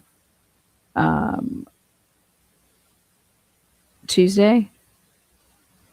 So not as in yesterday, but Tuesday before that. And yeah. Fibers, could be DNA. It's a very methodical process, takes many, many hours, and they're going to try to use many times. Oh, people made a big deal about this. Okay, they're like, Fibers could be DNA. Look It's at a very you see all those like, dude, this house is a smart house. That's what that is back there. You're smart. Your house is a smart house. So you have your security, but then you also have your ability to run all your heat, your AC. It's a smart house. That's what that is back there. It's all of it back there to the right. It's not like 3 different smart surveillance cameras or like a control panel for like cameras. No, that is a smart house, and it's all a bunch of different parts of that. methodical process, takes many, many hours, and they're going to try to use, many times the bad guy leaves stuff behind. And then I think about this case, I'm wondering, what unlocks, the answer to this mystery. And what I'm hearing from both of you think it's coming from their digital. It's going to come from digital. Their lives rather than the physical evidence? More so. Not Definitely totally, gonna come but more from- so. You don't need a motive to prove a case, but when you're investigating a case, you're looking for the motive first here. And Exactly.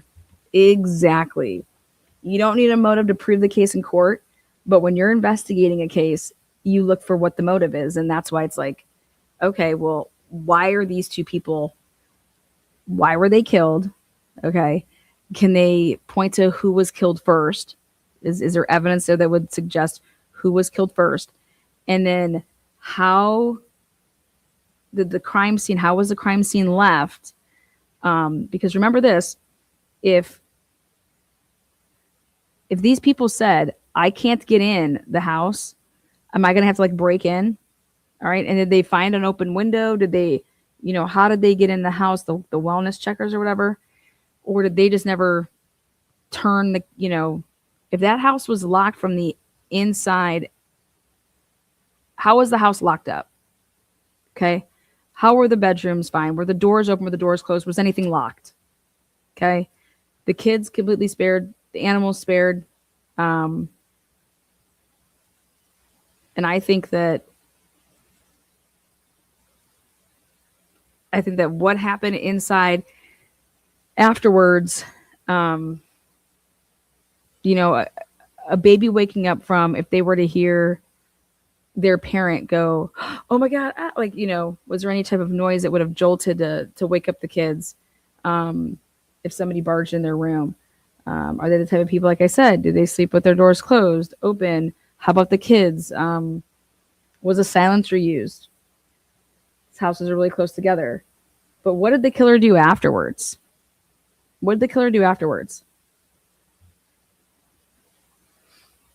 And I think that's going to be very, very important.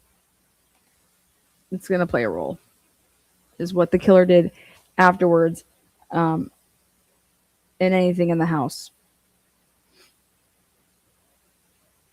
scenario like this, and they're going to find it, I believe, they're going to find it in the forensic computer data and the download of the cell phone towers in the area. That's where they're going to go, and they're going to, if they connect the dots, I think they're going to find something there. Now, Dr. Suk. Okay, so hear me out with this. If it was like the Idaho case, you go to the tower dumps, right? And they didn't bring their smartphone with them, and so therefore there's going to be no phone that's hitting on the towers or whatnot. Okay, then what? There's no car that's used. So we can't be saying that we're looking for somebody that's driving a white Elantra, right? And that we're looking for somebody that would have had their phone off during this time period then. Like, how do you even, what are we dealing with? You know how many more houses are in that area than in Moscow? You know how many kids go to the University of, the Ohio State University? 50,000 kids. You know how close that is to the campus where they live? When you want to talk about, we're going to do a 0.5 mile radius or we're going to do a 2.0 mile radius, go and take a look at what that includes. Cornbluth, everything we've heard from everyone. Incredibly happy people, happy marriage. Dr. Spencer, was described as being like bigger than life. Like he walks into a room. When he didn't show up to work, everybody was so concerned because this guy brings the energy wherever he goes. Like he's excited to go to work, to help his patients and to be with his colleagues. What are your thoughts about trying to uncover their lives to see who may have been out to get them for whatever reason? I mean, look, Vinny, I think we've seen in so many cases on court TV and across this nation that you truly don't know what is going on in someone's lives behind the scenes. So I agree completely with that. 1,000. he could be putting out one kind of personality to everybody in the world, and behind closed doors, he's someone different. I'm not saying that that is what has happened here, but it's a theory that could be happening here. I can't believe that they're talking like about this like that when both of these two people were killed. Okay. Usually you have this type of conversation when one person was killed, like the husband was killed or the wife was killed. Both of these people were killed. And the type of conversation that they're having is like only one of them was killed. And I just think this is interesting. It's like going at it the way that they're going at it is there's two people that were killed there. Okay. And their kids were spared. And the dog, or if it was dogs, were spared. They're not even talking about that. They're not even talking about, the dynamics that could bring to it.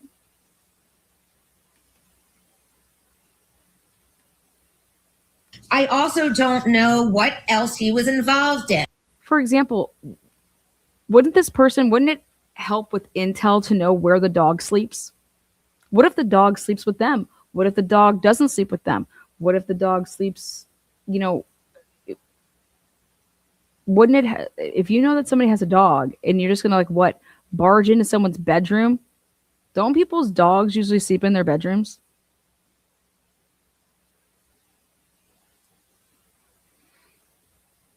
Now I can tell you for a fact that this dog did not sleep in a crate. Okay, for a fact. So this dog was free roaming. Yep, I can rule that out. I got confirmation of that. That's not what happens. This dog sleeps in one of those bedrooms.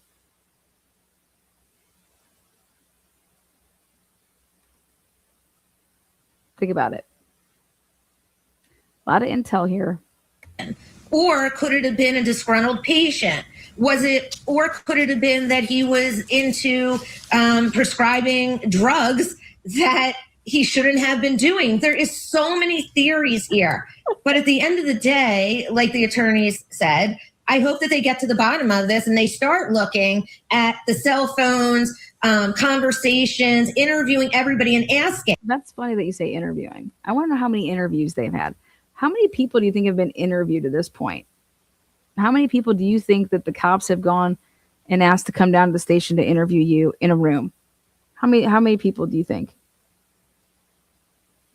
How many people do you think the cops have called first versus them get a call and then they'll talk to them?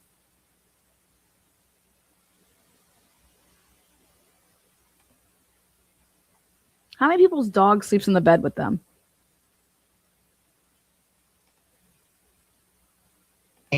Have you ever seen any odd behavior here? It could be the same for her too. We don't know if it was just about him. It could be about her too.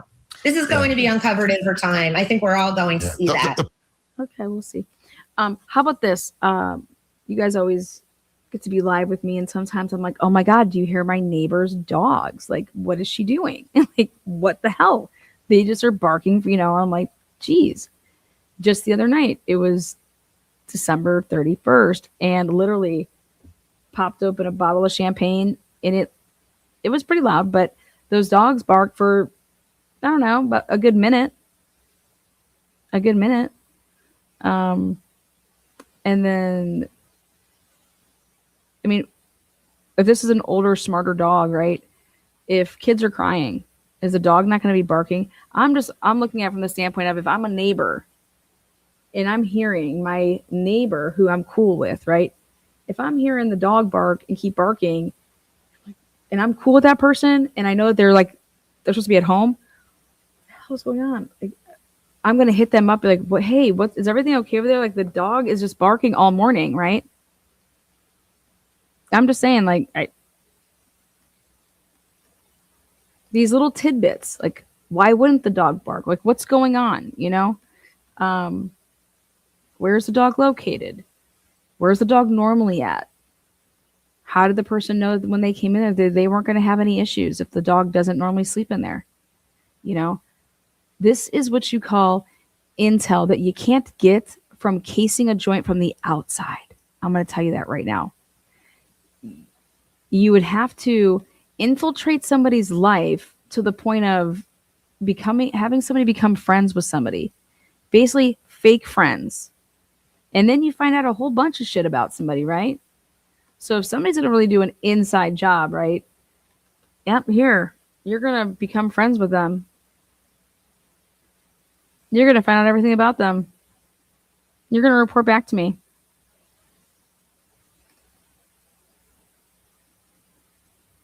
I'm just saying, to know what's going on inside that house, you cannot do it from casing it on the outside. I mean, that does nothing for you.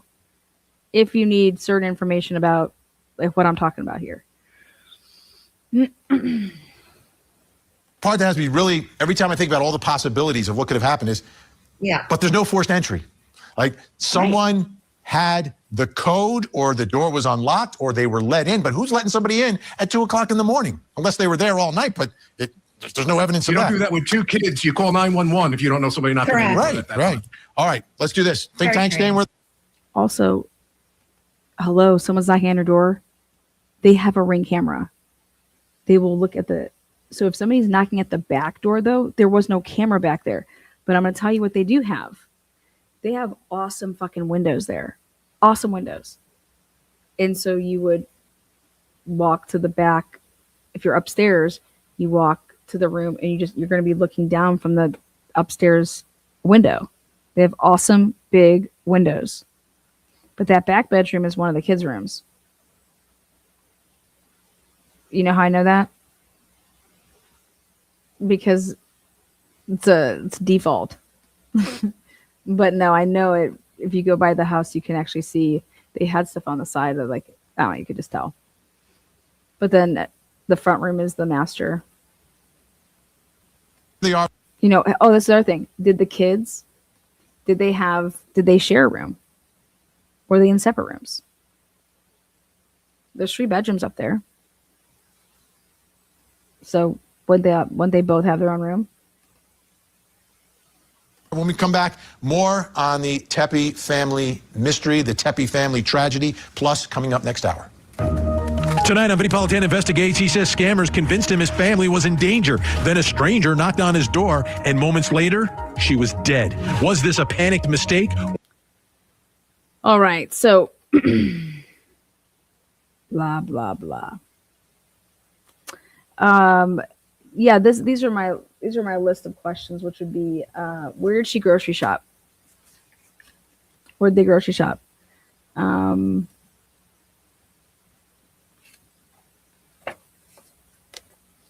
the past 5 years, what did they fight about, if anything? You know how you always have a friend that you vent to? Who's that friend?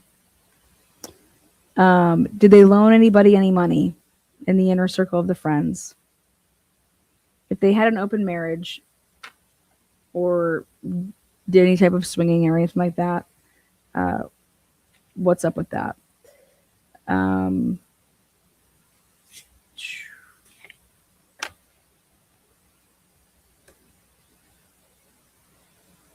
Where were places that Monique would go during the day with the kids? I'm trying to point out places that the cops could go and see if anybody was like stalking to the point of to case somebody's movements and their daily movements.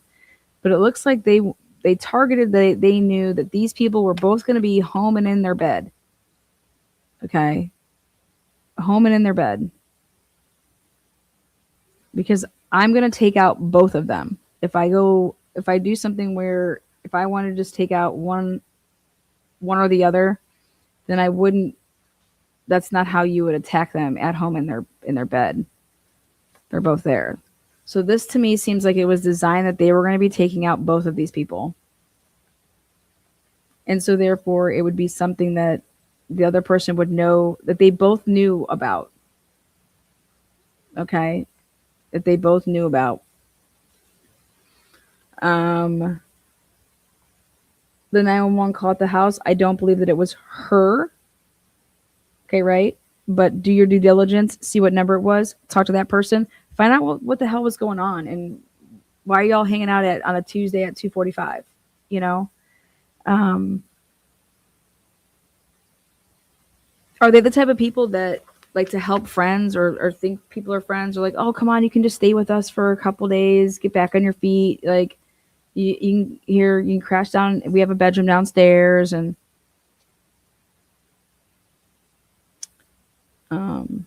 I think that they should really work on a timeline backwards in those cush 4 or 5 days leading up to it, because it's the holidays, and I would want to know who knew where they were going to be and when they would be around and who wasn't going to be there.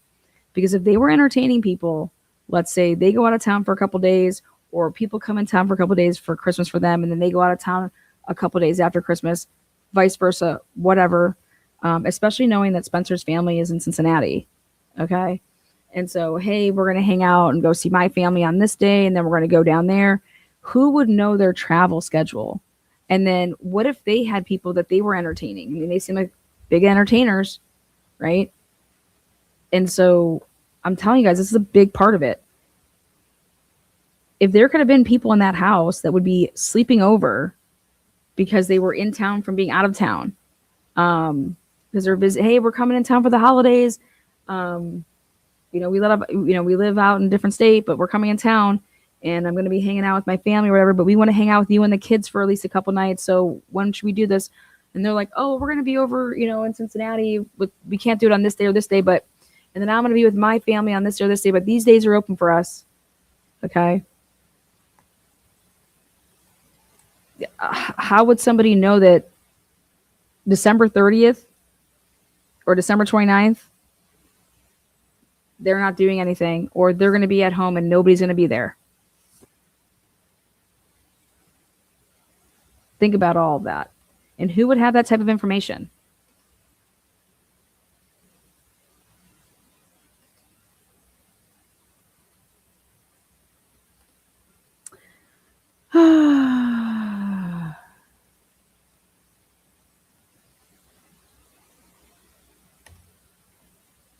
This is not this picture. This is like where it stopped. All right, guys, it's late. It is super late. I agree 1000%. This is not random by any means. And I'm telling you, there is hella fucking cameras down there. Hella fucking cameras. Not just the residents. And even if there's some that just didn't work, the police department is right up butting to where they live. If you're going to try to gentrify a place, you're going to make it seem as safe as possible. There were Columbus Police Department safety cams all over the place. All over the place. So even if y'all shit doesn't work at your residential, batteries are out, or we got you covered because we have all the areas covered. Nobody is going to go into that area and think, yeah, this is where I want to commit a crime, but this person is trying to get away with it. This person, to me, it seems like that this was planned, and that it was been planning for a while, and that they were trying to get away with it and trying to commit the perfect murder. So until tomorrow, guys, join me. Those of you guys that are following my work with the Idaho 4 case, I'll be going live in the morning to cover the new interviews, and then any updates that I have with Monique and Spencer, I will be updating throughout the day tomorrow. But till next time, guys, see you on the flip side.